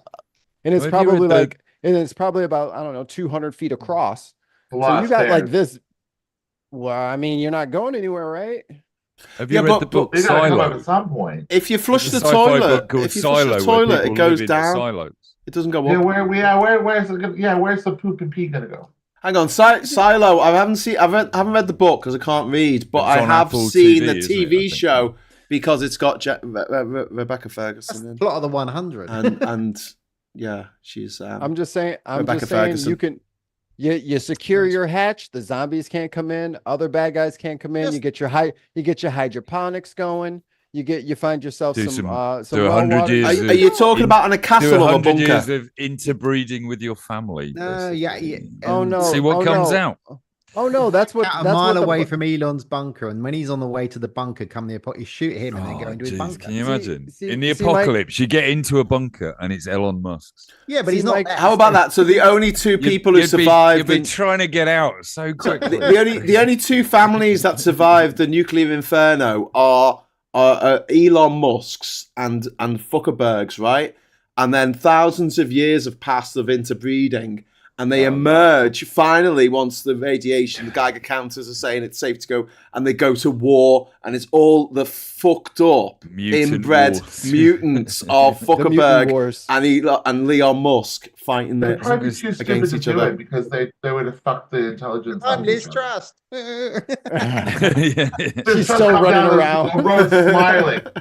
She's running around with a calculator. I'm here. I'm important. God, you could have a lot of fun with that, though. You know that. They're having a strategy meeting in the war, and like one of the Musks comes and goes, I've got a new tank, a battle tank, and it's like a cardboard box. And they're like, that's not going to work, descendant of Elon. And he's like, get in the fucking box. Doesn't matter. I'm not going to release it. It's going to be ready. It's going to be in the box. It's got no wheels, you dickhead. He's like, no, we just push it. We just push the cardboard box. The fucker. We can have a lot of fun with that. The Zuckerbergs are at their gate with a copied version of the same thing that he's been using. Like he's been using his social media to spy on him. So it's the same thing. It also doesn't work, but he just stole the idea. Cavel Seed says we need Silo season 2. It's coming next month. Silo season 2. But also, I was saying, if you're underground and you flush the toilet, where does your shit go? At least in a castle, it can drop 100 feet and go out. Why would I give my shit away? I need that. Yeah, you could have done the whole marsh. There's water in there. Fertilizer. There's water in there. I got to reuse that water, buddy. Were you not listening when he said hydroponics, Graham? Come on. That's going right into the hydroponics for the tilapia and the carp. What was that thing that was all the rage a few years ago about using your own shit to grow your crops? They did it in Martian. Yeah, you grew all those. Yeah. Hydroponic? No, it wasn't hydroponics. What was it? There's a term for it. Someone's going to tell me in the chat now. And basically, you use your own shit to feed the crops. Hydroponics. Something like that. Hydrocolonics. Everyone kept suggesting that I do it on my island. Permaculture. That's it. Everyone suggested. And like, is permaculture? What? Someone told me what it was once. Basically, you keep it going through the nitrates in the soil by using your waste products, but you need a certain number of people living in the place to do it, and it doesn't. The mathematics don't quite work out. Mike, I can always attract more women to stop with the like inbreeding problem. You just put a little snack up on a little platform, and you put a box and a stick, and then you put like a nice glass of ice water on there. Someone will go for that damn sandwich with the ice water, and I will pull the string, and they will be in my box. I'm like, would you like more sandwiches? And they'll say, yes, I would. I'm like, just come inside, please. And they say, okay. I bet you've also now like to box though, haven't you? Mike has been trying to catch women with a little box outside his house. Yeah, that It's sounds a not little good. odd. Not I good. don't think I've got me box. happily married and a little girl in the other room. My strategies work. I'm not Obviously here to sell you- you guys obviously you bullshit. caught I'm here to one. give you factual One is all that's strategies. needed. Yeah. But you guys, all you guys, descendant as of random a and as single fun as female. this has been, I gotta go. Oh, no, Scott, Scott. don't leave us. Don't Scott, leave Yeah, am I I gotta going get to up in the see you? morning. You Am know, I I going to gotta- see I you get up briefly early next on Saturday. Thursday? Am I going to see you Huh? briefly next Thursday? So yeah, next Thursday, I'll message you about it. 'Cause it's Okay. gonna be, if I do meet up with you guys, it's gonna be so brief. Yeah, because yeah, I'm but like- we did that. We did that once before when we met up for a very, very quick coffee. 5-minute coffee. Out in Piccadilly Circus under the That's right, gaze, I under the remember watchful very well. gaze of Eros. How many hours later? The little No, cupid of no, love. it literally was a 5-minute coffee. Oh. Yeah. Graham had to run to get the train. I had to go back to work, and but this Let's time do I'm that gonna again. take- We will do it again. I will get one of those things you can travel around on the underground things in America in It London. won't be that bad this time. It won't be that bad this time because it's a gig, right? So I'm seeing Pale Waves. They're not going to get on stage until like 9:30, right? No. Yeah, yeah. You know what They're I going to mean? wait So for you, Scott. Surely. I'll wait that's for the you. thing. Of course they Although, will. be They'll careful. start without you. Last year, I went Like, to wait for the. the old guy to show up. I went to I'm see. going to be the oldest person there. I went to There's see no the, doubt about it. Scott. I went to see the Boo Radleys in Over the Water in Liverpool, and we had to get there from Durham after we finished work. And I'm like, they won't be on stage till 9 o'clock. It's fine. They And we shut up at turned up at 8:15, right, at the Junkyard. I think it's called Cozy in Birkenhead. Is it the Junkyard? Future Yard. Future Yard. That's it. I turned up, and basically they'd done all their hits at 7:30, and then they went off, and then they came back at 9 o'clock to play all the songs off Lazarus or something. I was like, I wanted to jump around to what, wake up and oh well, never mind. Anyway, Scott, I'll see you Thursday before you go see Pale Waves. Okay, then. Awesome. Bye, See you guys Scott. later. See you, Scott. Bye. So, Graham, it's funny. This time you didn't mention your hatred of Taylor Swift, and you went a long time before bringing it up. Mikey, stop that. Stop that now. I don't hate Taylor Swift. I love Taylor Swift. So, what do we think back about to the the permaculture, when I grow up, I'm going to marry Taylor Swift. Oh, back to the permaculture, Graham. You do Yes. realize that to make it sustainable, one of the other things you can do is plant different things in different seasons, because there are plants who put nitrates back into the soil and there are plants who take them out and so on and so forth. Yeah, but they don't have seasons in Panama. It's just hot and wet. Oh, as in Just trick growing them. seasons, different years. Yeah, and then the sea comes in now and again and just salts the soil. So it's like, well, that's fucked then, isn't it? You need plants that are resilient to soil, like asparagus. Yeah, you can't eat them. Yeah, you Well, can. if everyone eats No, asparagus, it's salt. that bathroom is gonna reek. asparagus. It's Ooh. delicious. It makes you wee smell of asparagus, though. Oh, Like Does, sugar but puffs. Hey, Sugar Small puffs make you things. wee smell of But sugar you- puffs. But you're on a desert island on your own, Graham, eating vegetables grown in your own shit. So to be honest with you, Exactly. slightly Get smelly over it. wee is not the biggest of your problems at this point. Just wee in the sea, you'll be fine. Quincy has just dropped another super chat. Thank you very much. Anyone ever spent time in a haunted house? I visited my grandfather's. Visited one my grandfather was supposed to be related to. Carved my name in the wall. Still waiting on the spirit's reply. I have slept in hundreds, Me too. possibly thousands of haunted What house houses. isn't haunted? Because the amount of souls that have died up to this point, I don't think that just humans have souls, because that's quite, that's quite misogynist against animals. Genderist, no. Speciesist. Don't be speciesist. Speciesism, yeah, All speciesism. animals have souls. So I've slept in rooms with dinosaur souls and cow about souls bees? I don't and think bee bees have souls, souls. bee souls. All No of souls them. and bees. Polar bears, Trillions no and souls, trillions of obviously. living things who are all still somehow alive in the firmament, upsetting me while I'm trying to sleep. Anyway, and Chris C, thank you very much for the super chat. A fake blue plaque has been erected outside Tesco in Walthamstow, honouring the lettuce that lasted longer than Liz Truss as MP, which was bought there. Thanks for that, Chris. Excellent. That's definitely cheered me up. Did they name the cabbage? Lettuce. It wasn't the cabbage. It was Sorry, lettuce. lettuce. Sorry, lettuce. Did I say I was doing the cabbage? They Cabbage named would the have No, lasted it's even Mikey. longer. It's Mikey. Sorry, who sorry keeps for calling it a named It was. It was lettuce. do you know what Is it named happened? cabbage, maybe. I think it was auto cabbage. I'm just saying there was a No. couple of internet Crickets. rumors. I thought they were actually kidding anyway. but Rachel it's smiled at hilarious that. people Everyone actually else believe just went, "Oh fucking hell, Graham, Jesus." Oh well, guy. never mind. Well, This fucking guy. no one was watching. It's all right. Jesus Christ, tough crowd. Anyway, so Right-wing comment. Nadia Whittam is a bit my hero this week because what's her name? Me That too. weird witch woman. What's her name? J.K. Rowling.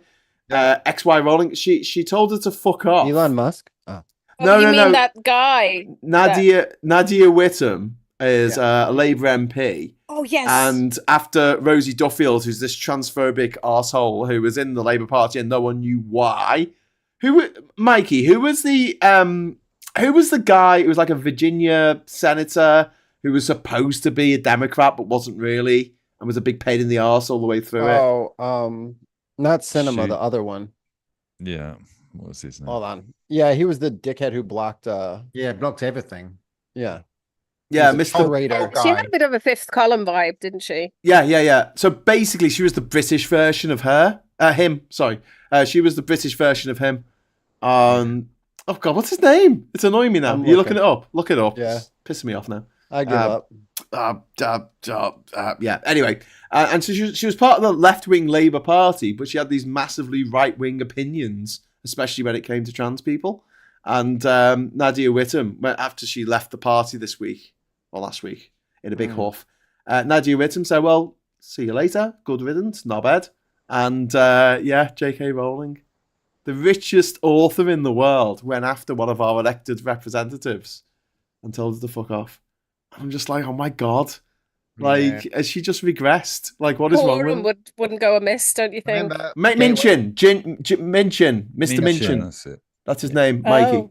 Joe Stephen. Manchin. Joe Joe Manchin. Manchin. Not Yeah, Tim there you Minchin. He's a I was singer going to say, Minchin. surely not to mention. Australian songwriter. who is very funny. Leipzig Is wants he? to know why Cozy looks like she's in a black and white movie. Why do you look like you're in a black and white movie, Cozy? it's all I was German- thinking all Blair German Witch films are like experiment. I can't She's go in in the a Tesla office van. because one kid is asleep in there. I can't Yeah. go in the living room because the other kid is watching TV in there. And I'm in the bedroom and my husband's asleep next to me. It's like watching, I like watching can't put a one of lot those- of light Oh, on. well, at least he's not snoring. No, it's good. It's Like art what- house. It's European art house. Yeah. I like it. Absolutely. It's a 1968 Swedish Thanks, film Graham. with I should have death on a just said cliff. that Yeah. and own it. Love it. But yeah, so has anyone else got anyone that they've really appreciated this week or really not appreciated this week? Is there anyone that sort of sticks out in your head? Well, like, actually, OMG. not exactly from the news, but there's a British TV movie that was first screened in 1983 that I'd never seen, called Threads. Oh, we Do were you just guys talking know? about that before you came on. Oh, were We were you? talking I about that saw exact it. thing before you came I on. didn't realize it was as long as it was, so I Yeah. ended up not getting enough sleep. But I ended up watching Oh, we've it all to been the there. end.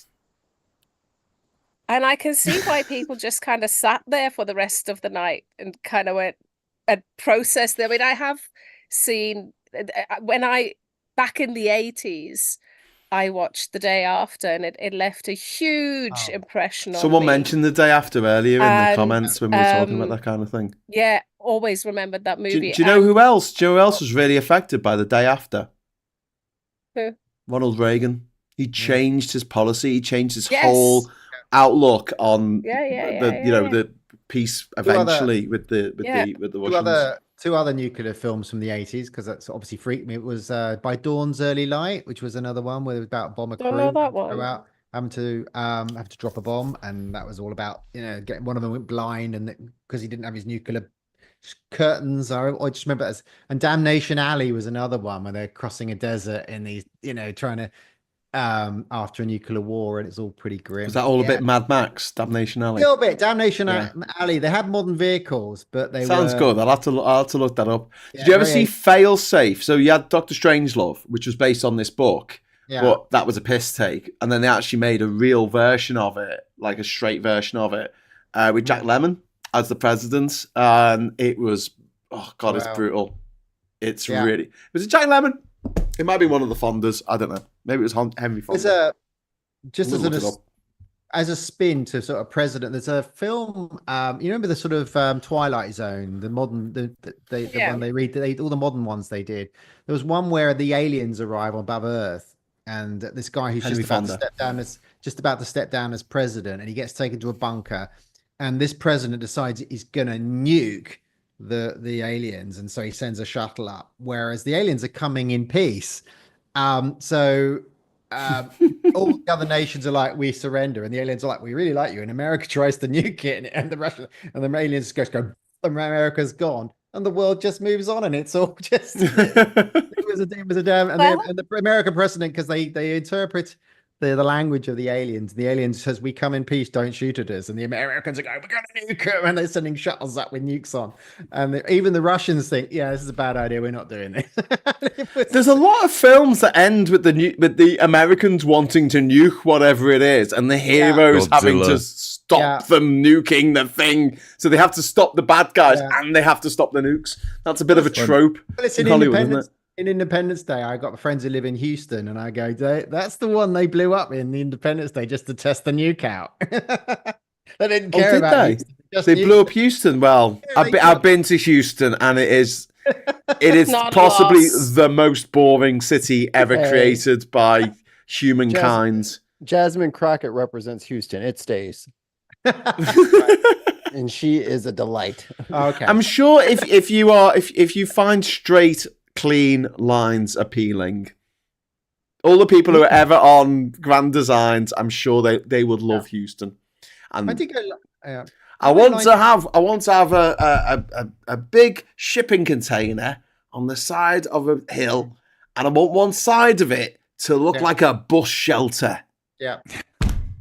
Every episode of Grand Designs. Yeah. I don't know. Just as a flashback to before I transitioned, I remember I was in Dallas in the end of the 80s. I had a cowboy. You in the TV show? No, but come on. Did you wake up in the shower? 1880s, Rachel. But I was it was all a dream. I was in some weird club, cowboy hat, cowboy shirt, cowboy boots, line dancing. Never line danced before. Got drunk, loved it. I thought that was one of the things that you weren't ever supposed to do. What, line dance? Yeah, it was to two things. You should try everything in life at least once, except incest and country dancing. There's line dancing, country dance, I suppose. Yeah, it is. Yeah, I think so. I liked it anyway. I thought it was fun. Lee Corner saying there's a Twilight Zone episode where the aliens arrive and tell the world they're going to destroy them because of their wars and pathetic nuclear weapons, and all the countries come together. Oh. My favorite Twilight Zone episode is the Monsters Are Due on Maple Street, in which it's like the suburban street in America, white picket fences, and the lights go on and off, and then someone's car just starts like on its own without anyone turning the ignition. And they're all like, oh, that was a bit weird. And then there's this kid who's reading this science fiction comic, and he's like, no, it was aliens. And they're like, don't be so stupid. Why would it be aliens? He goes, it's what they do. It's what they do. They mess with us. And they're like, well, maybe we should go and talk to the science teacher down the road. He teaches science at the high school elementary. We'll go and ask him what's going on. So they go over to him and go, what's going on with all these things going on? And he's like, fuck off, I'm busy. And they're like, oh, he must be an alien. He must be in with them. And they're like, let's kill him. It's just like, it escalates to the point where they're like having a full-scale riot on Maple Street and throwing Molotov cocktails in each other's houses because of the paranoia of like, the lights going on and off and who started, and the conspiracy theories just go rampant. And then it ends with two aliens watching them from a hillside nearby. And one of them's like, see, Kronos, we don't have to bomb them. We just turn the lights on and off and they go crazy. And it's such a good episode. I'm like, that is it. That is something that every human should have to watch just to make sure that they're not, don't fall for it. Have you seen the size of Mikey's mic? Yeah, what happened there? I don't know. It's impressive. He's left his very impressive mic up on the screen. I can't get rid of it because if I boot him, he can't get back on. I'm just having images of Trump. I don't know. Shit, Mike's turned into a cartoon. Oh my god, this is all going horribly wrong.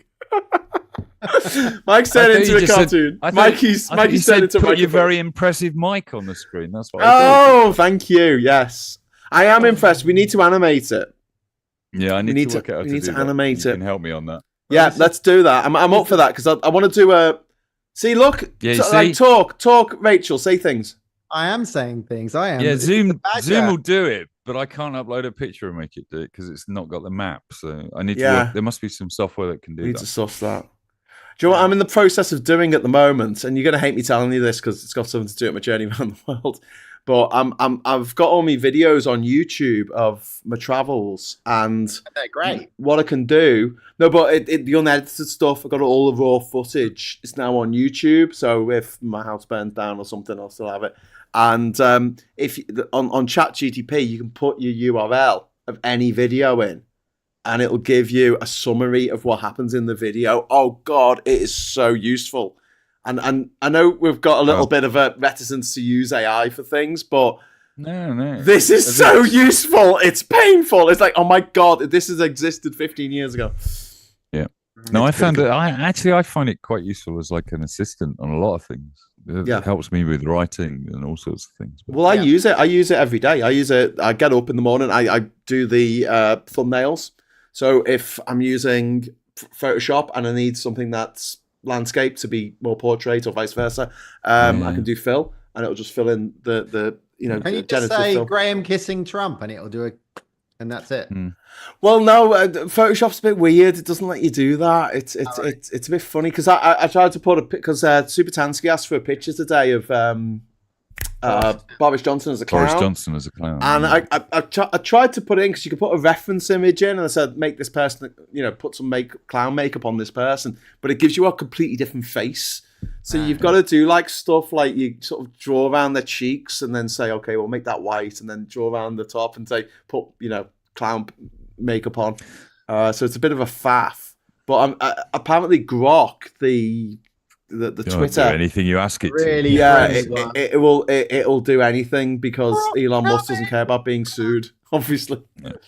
So people have done a friendly name, Grok. Grok. Coming. Grok. Remember the well before Grok. It's from almost. It's from Hitchhiker's Guide to the Galaxy, isn't it? Is it? Everything Musk does is from Hitchhiker's Guide to the Galaxy. It's not. It depresses me endlessly. Douglas Adams would be turning in his grave, wouldn't he? Absolutely. So where does Grok come from? I don't remember Grok in Hitchhiker's Guide. You've got to help me out. I can't remember now, but I'm sure that it's one of the computers. Hang on. Is that the one? Oh, before deep or after deep thought? No, before Something deep like thought. That. Hi, I'm Eddie. Hi, I'm Eddie. Would you like me to calculate some probability? I can do that to 9 decimal places. Hi there. Named after the Hitchhiker's Guide to the Galaxy science fiction book series chatbot developed by XAI. Hang on. It doesn't say. The brain, because I've got the AI Google on answer. This podcast. I would have much preferred it to be called Marvin. And if you type in something like a question, it gives a really depressing answer to the answer. There are videos of Musk saying that he modelled it after the Hitchhiker's Guide to the Galaxy. You type it into Marvin or AI, and you type in what's the answer to the life, the universe, and everything, and it says 42, and we're all going to die. Oh, nice. The heat death of the universe will come. And all that will be left is Brian Cox describing the heat death of the universe. Have you watched the new series? Have you watched this new series? No. Brian Cox looking at the sun. Look at me. He doesn't look at the camera, though. He does this because I'm looking at you on my screen, and my screen's off to the right. So this is a bit Brian Cox because he sort of presents off to the side. Like he's talking to someone, but you don't see who he's talking to, and it really messes with my mind. I'm running a theory that James Blunt and Brian Cox are the same person because you never see them in the room together, do you? Eh? Who? Who? Brian Cox and James Blunt. Yeah, that makes sense. Okay. They both went to private school. Both the same person. Maybe they're just interchangeable. Completely the same accent. Oh, look at me. Look at that star. You're beautiful. I mean, look at that sun. See it slipping out. No, because Brian Cox sounds a little bit like a camp Mancunian hairdresser. He does. Whereas I'll have nothing bad said about Brian Cox. Which one? Which one? There's two. Either. And when they're together, it's called it's Brian's Cox. It's like courts martial. We're gonna go on surnames that remind you of penises, are we? So because I'm here for this. Yeah. Best Brian Cox line in Born is, "We're in a pile of shit and we haven't got the shoes for it." I love that.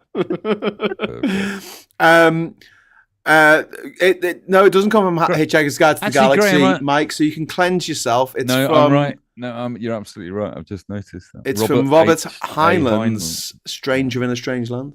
Exactly. That's all I'm finding. I'm not finding any reference to Hitchhiker's Guide. What my remembrance is that Musk is saying that it's modelled after the Hitchhiker's Guide. Exactly, to the Galaxy. but it's not. Oh, so it's modelled after the actual book in the book. Oh, okay. Yeah, the idea is that it So takes panic. all the input from everybody. The idea and is that it edits gives you witty responses. And can I just say, if anyone's Hitchhiker's on Guide doesn't Facebook, do. It's just, realistic. you Earth can. is mostly harmless. Yeah, if you're on Facebook, you can opt out of them using your data for AI, but it's not. It doesn't require you to repost something that someone else has posted. They have no way of monitoring that. You need to go into the settings, and if you're in Europe, thank you EU, there will be a setting. Mikey, he's not even there. You can't take part in this, Mikey. Sorry, but if you're in Europe, you can opt out. Can we? Yeah, you can opt out. Still applying European standards to us. Yes. Yeah. You can still opt out, so you can say that you don't want your data to be used, even in the UK. Their AI engine. Yeah. We're still signed up to a lot of international. Crazy bloody. Why don't we leave Europe properly? What the hell is? I don't know. Why don't we just cut off cut off the Channel Tunnel with a hacksaw, and then we can just push out to sea, and we can go and move the islands to the Shagos Islands over in the Indian Ocean. Did anyone see the map of the world where people they were asked where the Shagos Islands were? And just the dots where people put them, they were just... One of them was off the map entirely. It said, if you don't know, just take your best guess. And a lot of them were inside the middle of continents. It's a fucking island chain. Oh my God. I've been away from everything for a couple of weeks, which has been lovely. But I noticed that story, and you're just thinking, hang on, what is this story? The Tories did a deal that Labour continued with. Yeah. And then the Tories are the ones complaining about the deal. And you go, for God's sake, how does this work? What is wrong with you? Yeah. And it was, so Trump or one of them stood up and said, no, who was it? Somebody here, who was it here that stood up? I think it was Jenrick or somebody. They stood up and said, the Americans will be really unhappy about this. And then Biden made a statement saying, this is a good deal. Well, we're really happy. They got a 99-year lease on the runway. Well done. Basically. Oh, Mike's gone. No, I just stopped his video. I hope he can still come back on. Last time I did this, I did it to Scott, and he couldn't get back on afterwards. And he was and it was 2 weeks before we actually managed to get him back on the show, because it blocked him for some reason, because he'd been a naughty boy and gone to the toilet, and I got impatient waiting for him to come back. Camera. No. Yeah. Well, he had left his camera on, and then he just can't gone to do the that toilet. on YouTube. Apparently, who knew until we tried. Does that breach the rules? Does that fall below our community standards? Yeah, the community standards that only seem to work now, and it's completely random. I think that community standards, basically, they just have an algorithm that just allows some of them and doesn't allow others. Otherwise, it makes no sense whatsoever. You can insult a trans person on any platform, and it never falls below. Well, thank God we can still do that, Rachel. That's the thing. That's this podcast would go nowhere, would it? No. We need to be able to insult you. Ernie Burns is pointing out the hypocrisy as the Tories' superpower. It is. Yeah. I'm a hypocrisy man. Oh, thank God, hypocrisy man's here. That's right. Do as I say, not as I do. I'm a family man. This is my mistress, and this is my mistress's mistress. My secret weapon is supposed to be bringing up in glass houses. Not that we're supposed to be bringing up Trump, but it's the same thing. It's this real short-term memory. It is only 6 months ago we got rid of the Tories, or 5 months ago. Yeah, and not even that. People seem to forget and blame Starmer for everything, and you're like, well, come on, give him a chance, basically. But this thing with the Shagos Islands, I mean, we still can't go to Diego Garcia, but the people who lived on the other islands can go back to their other islands, and also we can go and visit those places now. We couldn't visit them before. Apparently, they were part of Britain. But British people couldn't go there. Shagos. Mauritius people Really? couldn't go there. And one of the reasons why the Tories kicked this off was because a group of refugees came over from Sri Lanka. I was to those just going to islands. tell you that that's my story of the week, because there is my news story of the week, because there is so much to unpick there Yeah. of colonialism, imperialism. It is unreal. The Americans tried to stop the BBC reporters from going to Diego Garcia to observe the court deliberations about what's to be done with these refugees, right? Yeah. Well, asylum And the seekers, British did technically. as well. We did as well. I mean, we didn't make it easy for them. Yeah, but it was a British court who decided that no, justice needs to not only be done, but also be seen to be done. So, the Americans got told to shut up and sit down. Mikey's not here to hear that. Damn it. Can you say it Which is again when always Mikey nice comes to hear. back? But, so the previous Tory government did not want to grant asylum to these people because they felt that that would create a backdoor into the UK. Yeah. Now, let's remember that these Sri Lankans were on their way to Canada. They had no intention of going to the Chagos Islands. They ended up there because they were adrift in the middle of the blooming ocean and got rescued. Quite impressive that they were trying to get to bloody Canada, though. That I is know, a very long way away. But the fact that maybe their geography knowledge wasn't that great. The fact that a lot of this got kicked off because we were like, what do we want more? The remnants of our empire or to be horrible to immigrants? Exactly. But it gets worse. There's more to unpick. So there is that. The other thing is, an eighth of these people are now in Rwanda for medical treatment because they either self-harmed or tried to commit suicide. Oh, shit. The camp they're staying in is rat-infested and consists of tents. Sexual assaults are rife. Is this on Diego Garcia? Are they still Yes, on Diego Garcia. There are shops and supply for all the people who work there and who guard them and what have you not, but they themselves are just kept in these horrible positions for now 3 years, right? And they're also being offered to get sent back, to go back to Sri Lanka with like $3,000 in their pocket. Like, there's a reason they left Sri Lanka in the first place. Yeah, because they were Tamils. And the Tamils got absolutely hammered by the government of Sri Lanka back in 2011. Yeah. Go on. And another 1/8 of them have been granted asylum. So in 3 years, I can't remember how many of them there are. I think was it 56? I don't know the exact number. It's insane. It's absolutely insane. But impressive that they got that far. Is it? Yeah, and the attitudes and the mentalities, and now the island is going to be given to Mauritius. I don't know whether Mauritius wanted the islands. No, they did. They claimed it back in the 60s. That wasn't in the article, not one way so or the other. Mauritius isn't just the island of Mauritius. I think there's one called something like Rodriguez or something, and the Shagos Islands. But the argument was that people didn't live there until sailing ships came along and moved people around. It's not like there was an ancient culture but people lived there for hundreds of years. And then one day in 1965, they said, or thereabouts, they said, you've got to leave. We're building an American base. And it's going to be top secret, and none of you can live here anymore. And the base is going to stay there. Yes, it is. Yeah. Well, for 99 years on a renewable lease. And are they even paying rent? Yeah. It's like a lease. $1 $1 a month or something, a year or something. But yeah, I'm trying not. But we do that. We do that. No, we do. The worst. We do that. The slightly worse part of this story is that there are 3,500 Chagosians who were expelled from the islands when America took it over, and all of them decided to live in Crawley. What madness is that, basically? No wonder they want to go home to their paradise islands.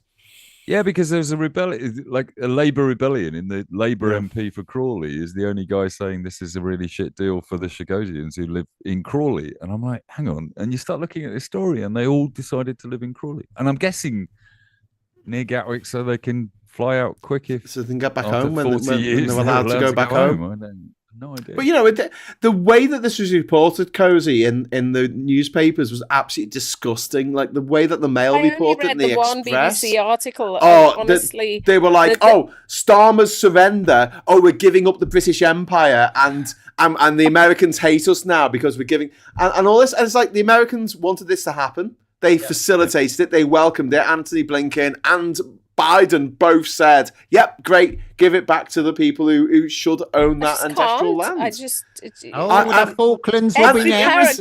Yeah, the Falklands will be next. And also, it said, and it said like that this was all Starmer's fault, and it's like this was started by the Tories 2 years ago. They started this whole process, which should have started years before, but like at least they got it started. But like now they're blaming Labour. It's just like, oh, for God's sake, I'm sick of it. Absolutely sick of it. I think Mikey's back. Can you get his video live? Mikey! Oh dear. I don't know how to do this now. Mikey, you back? He's put a screensaver on. Or did you put that on? No, I just turned his video off. I don't know. Rude. Oh. Can you turn your video? Can you turn your video back on? No. There you go. Okay. Can you start it now? Look at that! Yes. Oh my goodness, what have you done? Wow, we had the tools, we had the talents. Mikey, say something. Hello. Right. Okay, what have you done to your background? I have to go, Graham, so you can talk about Trump. Brilliant. Well, I'm sorry that you have to go, but thank you for being on. You need to do the election, and I'm gonna go back to the house and have a cup of tea, but I'm not gonna watch from now on. Because you're gonna talk about Trump's going to win, everybody. All the socialites. I love you all. No. Yes. Fingers crossed. Supreme Court's going to win. I'm sorry. Fingers crossed. Sorry, no, that's wrong. I'm tired. I mean, Trump is going to lose. Harris is going to win. Oh, yeah, that's right. It's going to happen. I've been watching a lot of this stuff. So everything Graham says, just ignore for the next 30 minutes. But thank you, socialites. Love you all. Thanks so much, Rachel. Bye. Bye. Bye. Bye. Bye. Bye. Bye. Bye. I've got a super chat from Quincy again. Just let me change. I just changed the screen back because Mikey joined us, so I was doing a five up, but now I need to do a 4 up. It's okay. Sorry. No, it's fine, mate. You're all good. It's my fault. It's not your fault. Nothing's your fault. I did it again. Except for smallpox, that was your fault. Mm-hmm. I apologize for that. Well-known fact. We've got rid of it now. It's okay. All is forgiven. Right. Anyway, where was I? Super chat from Quincy. Thank you very much. Ireland and your neighbours would welcome you back to the EU when you get your sanity back, as long as the new member rules are followed. Question mark. Question mark. Question mark. Question mark. Question mark. Who said that? Quincy. Quincy. Thank you so much. Yes. Quincy agrees with Cozy. This is good. Yes. Absolutely. But the rules must be followed, and they will be. The EU is a rule-based organization, so, you know. I've told you, Cozy, I'm a hard rejoiner. I want everyone speaking German and part of Schengen and the Euro. The Euro. No, you just... German and Portuguese. I just love my irregular non-native determinism. No more ex post facto laws. A written constitution. Yes. I don't know what ex post facto means, but yes, absolutely. But since Mikey is back, can we quickly talk about Trump before we go? Okay. Do we have to? Mikey? Yeah. Trump's now ahead, not in the polls necessarily, but with the bookies. Yeah, where? This is where I'm really worried. The bookies. However, caveat, and people have been waiting like an hour and a half for this. There is a caveat here. This has been supercharged by crypto betting sites. So there is a possibility that he's not the bookie's favourite. It's just that the crypto people, the crypto bros, have put loads of money in for him to win when he's not actually going to win. So go. Tell us all about it, Mikey. Didn't him and Barron, aren't they coming out with his own coin or something like that? Like, this is a grift, dude. Cunt coin. I don't know why. Like, Tit coin. I know you guys love when Dick Graham coin. winds us up, but this is the most transparent grift I have ever seen in American politics. Like, it's bad, dude. Like, the Bible's thing aside, and then like the sycophants. We're gonna cover that on Filthy Americans a little bit later. Hang on. The Bible thing. Can you tell us all about what's happening in Alabama with the Bible thing? Oklahoma. Oh yeah, sorry, Oklahoma. A little wet behind the ears.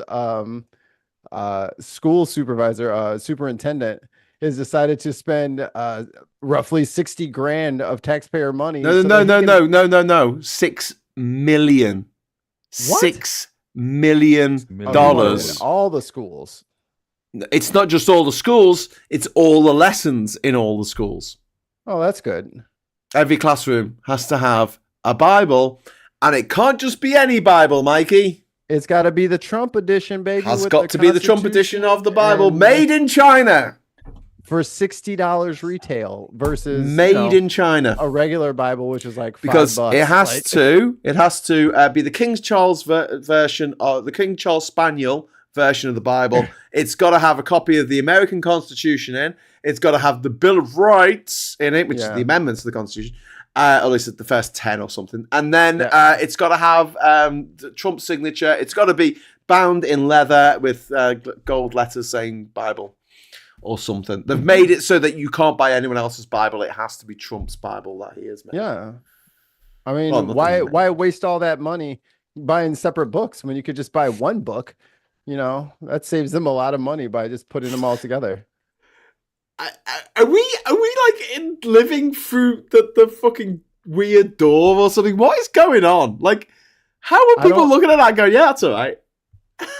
Because that's why I don't take it seriously. This is Oklahoma, right? The Panhandle state. It's ridiculous. It's got no money. They can't afford to feed the children. But they're surprisingly they're not as red as they. I mean, because of the way their land is set up, where there's a lot of farming out there. So you know, I mean, there's not a ton of people because most of the land is used for agriculture.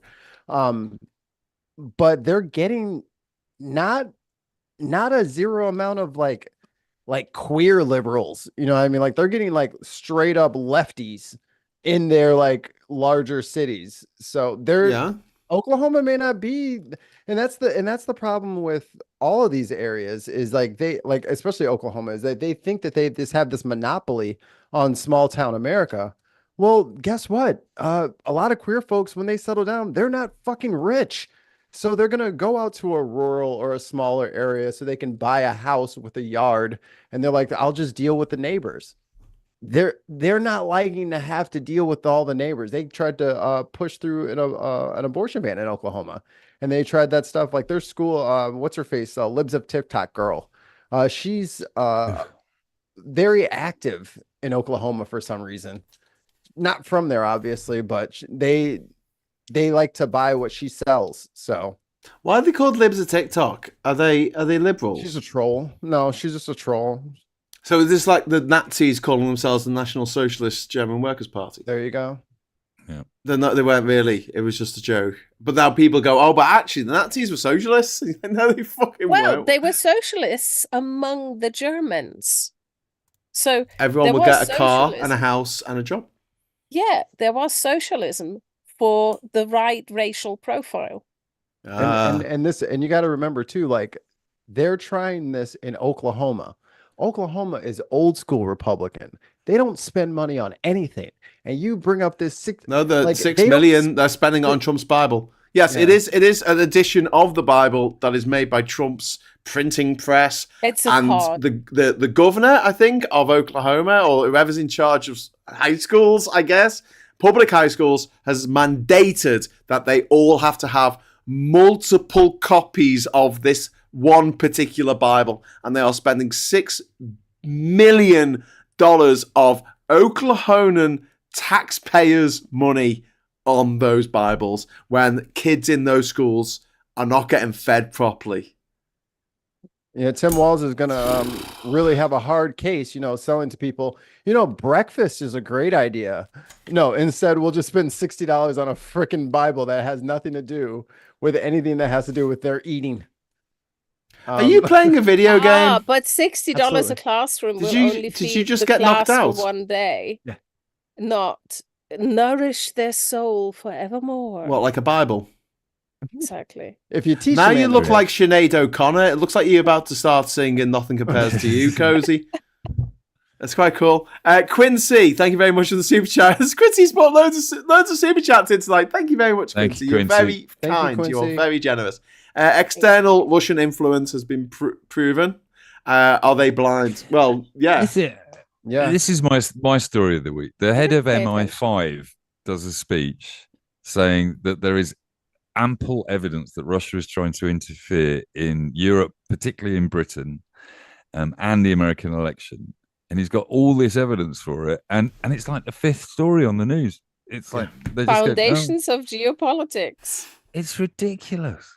It was Graham who educated me about that, and when Graham sent me sort of the quick summary, and I did a bit of Googling, that's when I got really scared. That's where Brexit started. Brexit started in that book. In 1997, the Russians said, we need to separate the UK from the rest of Europe. By doing that, we will weaken the UK and we will weaken Europe irreparably.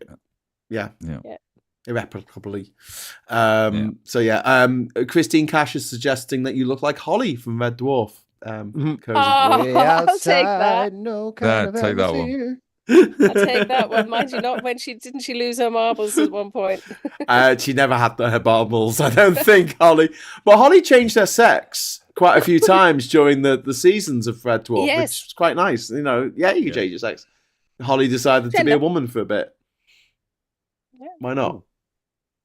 Didn't Holly have Crichton said at some point? Can't remember. No, I don't think so. But Crichton was played by a different actor in the second season. Look at me, I'm sounding American now. We used to say seasons. We say back to the series. Going back to the Trump odds, right? I don't understand betting odds at all, right? So Trump is at what, 5 to 6 at the moment? Yes. And Harris is 6 to 5. I don't know what it means. 5 to 6 and 6 to 5. So if I put a fiver on, he's on 6 to 5. She's on 5 to 6. So if you put a fiver on, you get £6 back. Right. Okay. I don't understand gambling.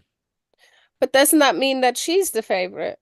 No, Mike got put it round the other way. I don't know. The odds I'm looking at is he's 5/6. That means 5 to 6.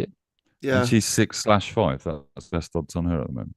Yeah. So you'll get more money if you bet on her and she wins. All right.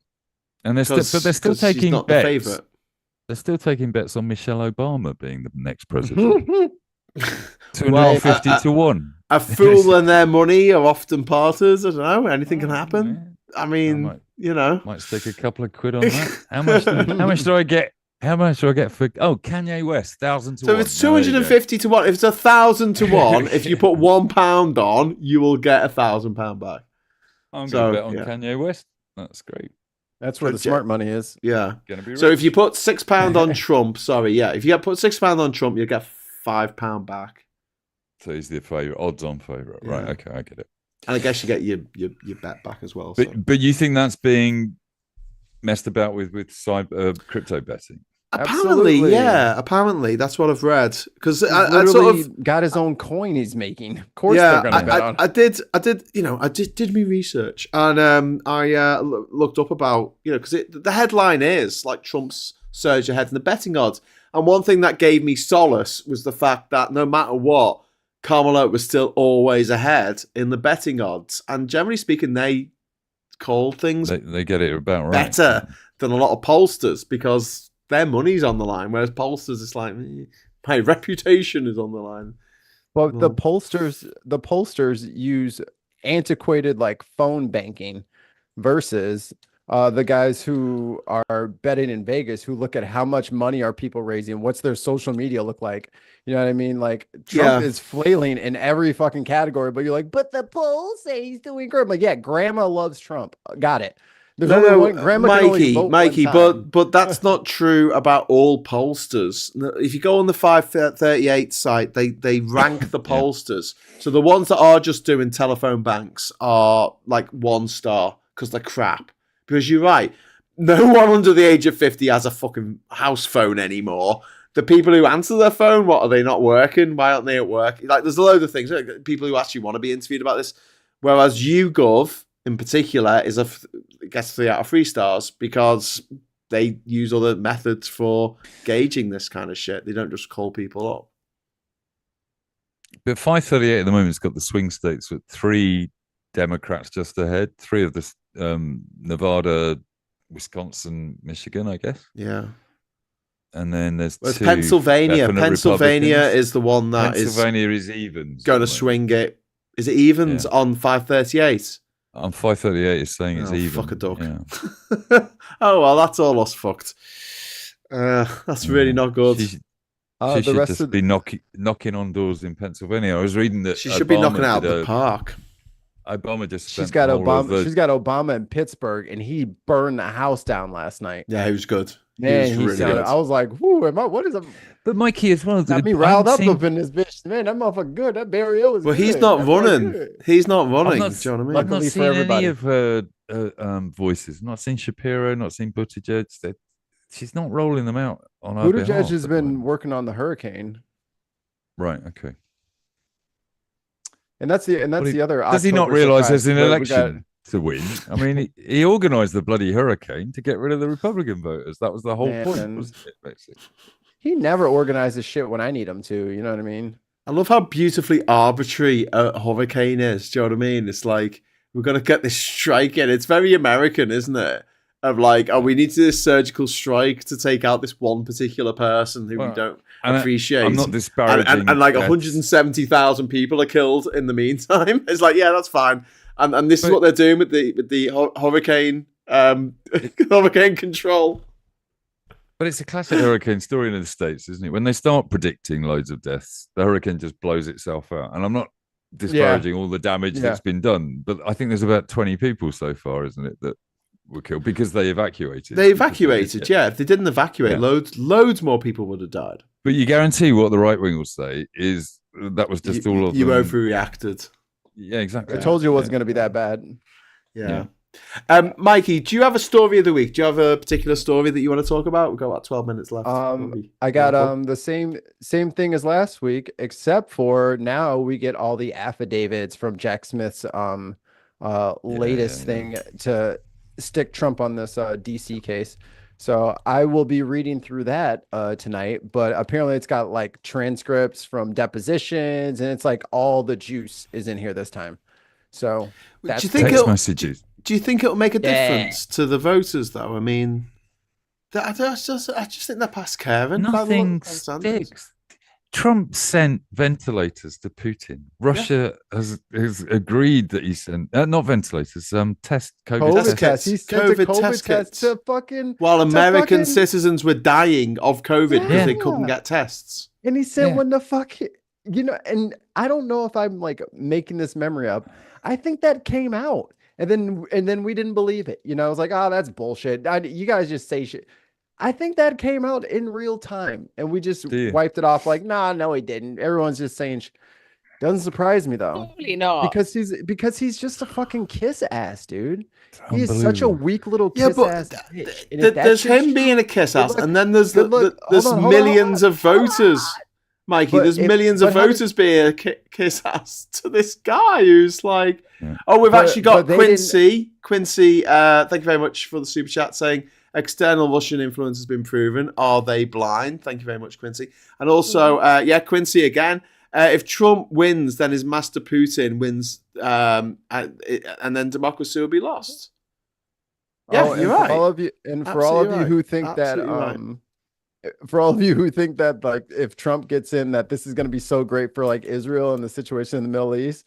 Iran is not friends with us. Iran is friends with Putin, and he's on his way to Turkmenistan to go meet with homeboy to let them know how to announce to the world that they are now a nuclear power. Yeah. So just keep getting your boy in trouble if you want to. That goes back to the MI5 story. He was saying both Russia and Iran, there's evidence of them interfering in British politics, trying to cause chaos on the streets, arson attacks, agents running around the country causing trouble. Nightmare. And we're just ignoring it. You put it up as a story, and you sound like a tin hat, basically. Yeah, when you say it. yeah. It treats you like absolutely crazy pants. You are Florida man if you say some of this outlandish, obvious collusion that was going on, and then like that was the first impeachment. Like this was us trying to get him on that. At first, we tried to deal with this asshole, but the Republicans decided to. When did the Republicans decide that America was shit and Russia was fucking amazing? Because this is a massive turnaround from when I was growing up in the 80s. I mean, who knew Mike Pence was the last good Republican? Yeah. Who friggin' knew? No, the he affidavits. Calls his wife mother. Yeah, the affidavits the story about Pence turns out to be he was the only guy in the White House saying to Trump, "Yeah, no, we can't do that. No, we can't do that." The only one. Fuck. That's crazy. So that's what I'm saying. But Mikey, do you still think that Trump's going to get battered in this election then, or how you feeling about it? He's definitely going to lose the election. I think he's done enough damage where even though Georgia is obviously trying to, slow walk the entire thing with the hand count bullshit that's going to make it take weeks instead of hours. I think he's actually fucked himself over. I think the JD Vance pick was horrible. They're not raising any money. No one believes him on the border. No one believes him on anything. But like why is this not being shown in the polls? Like I was kind of expecting because the polls are bullshit. But Kamala to be 7 points ahead by now. And when the actual election happens, should only be like a couple of points ahead. Because it's better news if he's up in the polls, dude. Like just because, like the only reason he got elected the first time was because our media decided it was way more advantageous to tell people how crazy this guy was, but instead they just platformed him. That's not happening this time. Every time that he comes up on a major network, it is some shit. It is some stuff going on. He's not getting that free pass this time. Do you think that it's better though? I mean, for people to be like, "Oh fuck, there is a very good chance that this cunt's going to get in," right? And that to like get people out, mobilize him because otherwise they're like, "That's what Scaramucci's saying." I'll just stay in. Scaramucci's been saying this for a while now, which is that. What nobody really realizes with Trump is he doesn't give a shit about getting people to change their vote from Democrat to him. No. He gives a shit about getting people to go and vote for him from his base. And now they're targeting angry, young, disaffected men of all races to get them out to vote because they don't normally vote. And that's what they're aiming at. And the Democrats, what Biden did well in 2020 was get the Democrats out to vote. And the question is whether Kamala can do that. But it wasn't Joe Biden getting them out to vote. It was the fact that it was Trump. Focused. Trump was the alternative. Like it was a referendum on Trump. It had nothing to do with Biden because no one would have picked his ass. He was the guy. You were Obama's but that's what I mean. He got the Democrat base off their ass to go and vote and just say, yeah, you got to vote against Trump. That's the thing. And I don't know whether that's going to happen this time. But Biden had good credentials. So Mikey, depends on who you ask. From over here, it just really felt like I don't want Trump. I can't have Trump. Yeah. No, as long as it like anything Biden, but Trump. Okay. Biden won't mess it up too bad. I don't think is what everyone was thinking. We didn't think the Middle East was going to go down like it was going. Like we didn't know. But all that being said, if we could go back and do it all again, we would have definitely picked, the primary. Biden should have been primaried, essentially, but he didn't want to play that game. He forgot that he said he was a one-term president, and then he had to go back. Like, it's been a mess. But the Republicans are leaving in droves, and the fact that you have prominent Republicans like a Liz Cheney, the fact that a Cheney and an Obama just endorsed a Democrat. And that's not the lead story, but instead we're talking about, his weird fucking rants about this other stuff and everybody's sane washing all of his ridiculous statements. Like it doesn't play so funny this time because it's like, dude, no, it's really serious now. And all he got is they're taking the money and giving it to illegals. And it's like, dude, really? We're still on that? I think Cozy's falling asleep. Wake up, Cozy. She's looking down. Still here. Just the angle. We're gonna wrap up in a moment, but first, John C. Thank you very much for the super chat. Reports in papers that Putin. Let me get the subscribe. The subscribe. I don't want to subscribe for super chat. Reports in papers that Putin-sponsored cyber orcs have targeted NHS ambulance management systems. So this is how far the fucking the cyber warfare has gone. And there was a book. I've forgotten the guy's name. I met him at the Bylines Festival many years ago, and he wrote a book about this called. Which I've got somewhere actually, which is the World War 3.0 or something like that. And it's all about cyber warfare and how we have actually been at war with the Russians for years, but we just haven't realised yet. And he wrote this book like 10 years ago or something, and nothing's changed. And it's really painful. Steve Gavin went on about that in our pop chat, like, what? Yeah. 2019, didn't he? Yeah. And we were known about this for a very long time, but so little is being done. And I asked a friend of mine who works in British things that you're not allowed to talk about, and he said that basically the Tory government said to them, you have to look into Islamic fundamentalism. This is MI5, MI6. Yeah. You have to just look at Islamic fundamentalism and ignore everything else. Ignore what the Russians are doing. Ignore what homegrown skinhead racists, homophobes, transphobes are doing. The right-wingers. Just focus on people who are brown, who don't share our values. I love hearing about British values because I never know what they are, but apparently we've got them. These people that speak on behalf of organisations we're not allowed to mention. Is it Weatherspoons? No. Oh, okay. But yeah, if it was, that would be really depressing. OAP Crash, Weatherspoons. Oh, sorry, did I call it that? That's very ageist of me. But George. George says Trump evacuates his bowels in public. Discuss. Yes, he does. He wears a nappy. Wears nappies. He does. Nappy. But even that doesn't say, there's nothing that man can do that can make his base walk away from him now. No, because the base go out and buy Trump branded nappies. Yes. It's like it's the most crazy they thing wore like tampons, not tampons, sanitary towels on their ears when he got shot. Like it's that bit from Life of Brian where they're like, sandal, and they hold up a sandal, and you know, how shall we hold the sandal, oh Lord? Yeah, and they're just absolutely fucking demented. And the more interviews I see with Trump voters and the Trump voters that I have met in real life, and I said this earlier this afternoon, the plural of anecdotes isn't data, I know, but the people I've met who love Trump will love him till the day they die. Above their friends, above their family, above their country, above everything. We can't quite comprehend how much they love that guy. It's a cult. No, you're right. Absolutely. Simples. Not quite the word I would use, but yes. Almost the word I would use. Both apply. Yeah. But yeah. I'm just hoping, it's 50-50 I'm backing at the moment. Mikey's optimism. It is a coin toss. No, a coin toss. A coin toss. I want Mikey to be right, and also 5-6-6-5.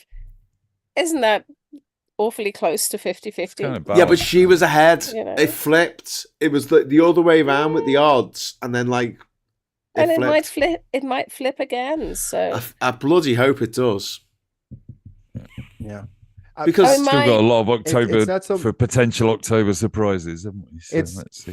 As much there's one thing Americans are the best at out of every country in the world. It's putting people in prison. Don't lose hope just yet. No. You can't commit crimes here. They're going to catch you and lock you up. Mikey, especially if they don't like depends on your skin color. And your wealth. And the amount of money you've got in the bank. Yeah. He's pissed off all the white people, especially the white women. Those would be the only ones protecting him. So he's pissed them all off. That's his job. This is from Quincy again. Thank you so much, Quincy. You've been very generous tonight.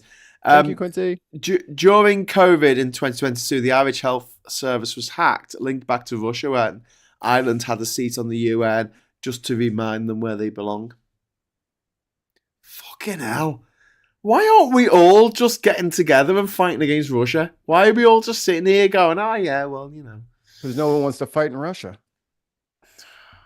I'd love them to go away. You've been there. Paul is saying Northern Lights. Anyone see? I don't know if they're out tonight. I saw them last night, but I'm looking up at and I know that they're the Northern Lights, and I'm looking at them, but it just looked like clouds to me.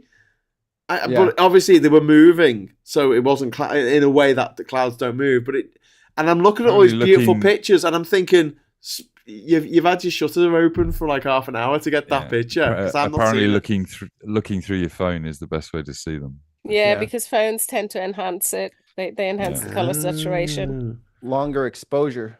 Yeah. But then what if that's a conspiracy theory? What if it's just Apple trying to convince us we're seeing the Northern Lights? I don't use Apple. Camera. Yeah. What if the world's flat? It's even worse, Cozy. What? I love where the way you're using the Russian products. You're using the Russian Android system, or worse, basically. I love the way these conspiracy theorists, they go, you can't trust meteorologists saying that climate change is real. You can't trust them. And the meteorologists say, hey, guys, there's a fucking massive hurricane heading your way. And they're like, shit, let's get out of here. Let's board up the house. Didn't you hear them? Let's go hunker down. I kept on naming this expression, hunker down. This week, I must have heard about like 27 times. But yeah, they all try and get out of town. And I'm like, that's on the say-so of a meteorologist who you don't believe about climate change.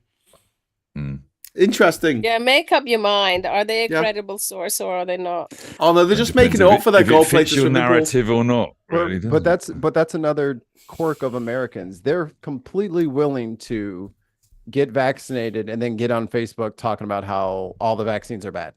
Like they're perfectly comfortable doing that. They don't feel bad about it. Like the anonymity and Americans do not mix well together. Do you think that Joe Rogan, do you think he's been vaccinated even though he Absolutely.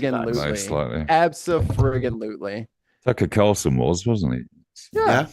All of them are. Famously vaccinated and then went on TV and said don't get vaccinated because he likes killing people. Because they're all psychopaths. I don't really care who they kill, whether they're Democrats or Republicans. As long as they die, that makes them happy. It's all that makes them happy. They're psychopaths. I really wish we'll stop platforming them. I wish there was a mechanism for silencing these people. You know, like cancelling them in some way that actually got rid of the fuckers, but it doesn't seem to. Well, I think what needs to happen is people should have to like put like a sticker on your car or something like that. Like enough with the like closet following of these people, you know what I mean? Because Joe Rogan didn't get to be the biggest podcast ever, you know what I mean? By no one watching his shit. Y'all have been watching his shit and believing his nonsense for friggin' years. That's why he built like Alex Jones. Like he didn't come out of a fucking vacuum. Like you little weirdo assholes have been believing this shit for fucking years. And then, Alex Jones is a crazy person. I had no, you fucking knew. You just been fucking hiding it. So I say let all the that's the good thing about Trump is he got all the crazies to show themselves. Yeah. Another great story though this week is Alex Jones' bankruptcy is going through and he's auctioning off the entire studio gear, the YouTube channel, the name of the YouTube channel. We could probably club together money and buy his YouTube channel. We could buy it. There was an American frog video. There was a group of Americans who were going to buy it. He ran this thing called InfoWars, which ran for years on Facebook, not Facebook, on YouTube. And he claimed that the kids who died in Sandy Hook in December 2012, they were all crisis actors and their parents weren't real. The parents were faking. It was all to like bang guns or something which didn't actually happen. And the parents sued him into oblivion. Sent his people to the friggin' funerals of these parents who are burying their little kids, their little second graders. And he sent protesters to do their own research. Basically. Yeah. Honestly, if you do that, you're a fucking cunt. Like you are the worst of all. They're gonna take all his money, and I can't wait. Yeah. We've been managing to avoid the C-bombs so nicely all evening. Sorry, it's after midnight, and I get very upset. Oh shit! I didn't do my languages. Oh, sorry. It's all your fault. Sorry. Curty. I'm over here just being a troll. Are you going to lose your streak now? No, On I'm back up. Mondly, I'm on yes. point. On Duolingo, I've got a streak freeze, so that's okay. But Okay. on Mondly, I do 3. So I've lost 3 streaks on Mondly because I do 3 no. languages on Mondly. What language are you doing? On Mondly, I do Japanese, Greek, and Bulgarian. And on Duolingo, I do mostly Japanese. I Wow. like their Japanese You program. like a challenge, don't you? I tried the Duolingo's music one. It's very strange. Did you? They have a music I was one. curious about that. The music to and the learn maths. music? Yeah, they have like a music theory one in there, and it's okay, but it's a very strange way of teaching music, like 2 piano keys at a time, like as if you're like learning phonics. But it's a very strange way. If you don't know anything, maybe it's Duolingo helpful, is the target audience is children. yeah, it might help other people. My stepdaughter's got like a 600-day streak on Spanish. But no, the Duolingo people had a stand at the Labour Party conference a couple of weeks ago, and I went over and spoke to them about getting BSL on there, and they were like, well, the thing is, it will, we don't know, we've been asked for it, you're not the first person to suggest this. Yeah. But because of the way the platform works and the way it's set up, it would be difficult, at the moment. I'm like, well, make a sister app that works the same sort of way, but now you can use AI. Because the thing with BSL is it's not just the movement of the hands; it's also what you do with your face. Facial You have to expression. actually say the word while you're describing it with your hands. And with AI, you can do that. You can do that with an animated character, and you can make it fuzzy and cool and nice for kids to play and use all the. Because the problem is that there is a BSL app, but it's boring and crap, and it doesn't push you to try and stay on it every day. It doesn't give you streaks and things like that, like Duolingo does. So we could really do with it. But part of the beauty of Duolingo is that on the same platform, you can do lots of different languages. Yeah. So with having a separate app for BSL, you lose that. But also, sadly, BSL really needs full immersion. Yeah, sadly, not the market for it. That's always the answer. I think a million people use BSL. Improving. That's true. What's the BSL? market is improving. We have more British and Sign more Language. Yeah, families. It costs so much to learn British Sign Language. Sorry, British Sign Language. I just said. I didn't realize. I forgot Mikey's because he's over in America. In a way, what's this BSL bullshit? Yeah. We have ASL. In a way, that's part of the problem as well, because every country's got its own version of sign language. Country? Are you kidding? There are dialects. Yeah. And it's worse than with spoken language. And I learned. Well, no, it's not. But then look, it's the internet. And there's only so many words. There's only so many things. And like with AI, you can blast through it very, very quickly. You don't have to pay an actor to do all the movements. You can get AI to do it. Would be a good use of AI. But you need somebody to check everything just to make sure it's not screwing it's not it up, mental. Doing British Sign Language with 6 fingers is like... Well, I did say to them, because I said, am I right in thinking this is Liverpool? And they went, yeah. And I went, but is this also lesbian? They went, no, you got to put it on your hand for it to be lesbian. And I'm like, okay. Somebody thought that. I've been going around doing this. So why lesbianism? Is it's very near Liverpool. L for Liverpool. You twist it in your hand. Well, yeah, I understand it's L, but yeah, that's it. Why just like that? I don't know. That's just Liverpool. Yeah, I guess that would work in another language. I think BSL has got the same problem. Are we a bit like this, eh? But when the same problems as the English language. Like, there's no right and wrong way to do it. There's just an agreed set of. Yeah. But also when you're right, Cozy, there's a lot of slang. So if you meet someone who's deaf and then they tell you their name, they'll sign each letter of their name. So if it's Sarah, it'll be Like, but they tend to also have. But then after that, it will just be the first letter. So they'll just go S, or for me, I'll just be G. And so if I was often they'll have a single sign that an animal they like. Oh, I like cats, so my sign's cat, or whatever. Yeah, cat. Very, very often. Well, my partner's called Cat. Well, actually, you did tiger. Yeah. This is cat. This is tiger. Oh, I do 3. I do 3 fingers. No, so sorry, is it this 2 is fingers? Lion, this is tiger. Yeah. Yeah, but that's because you've got a Scouse accent with your beard. Oh, okay. So I add an extra whisker. Yeah. Yeah, there you go. But years and years and years ago, I watched this talk show program in Germany, and they brought somebody on who was deaf, and they had a sign language interpreter, but obviously in German. They said when they first approached the interpreter, first thing she said was, "Oh God, not him! He Berliners so much." So she was like, his dialect was just too, and it's not just slang or accent; it's dialect. It has it's How you say things, regional and regional and community based vocabulary and grammar. So yeah, it's really much more difficult than any other than many other languages. Yeah, but all languages have dialects. All languages have they all have dialects, ways of saying stuff. But like, it would be a good start. I mean, the fact that we've now got British Sign Language as a GCSE in schools, I was just going to say that's going to help next demand, year. isn't it? Starts in September next year. I wish it had started this year, and then our eldest could have actually done it. Well, my eldest at one point was thinking of trying to do it. At the moment, if so, Catherine did BSL Stage 1 years ago, and if we wanted to do it again, we looked into it. It would cost us nearly £1,000 between us to go and learn BSL here in Durham.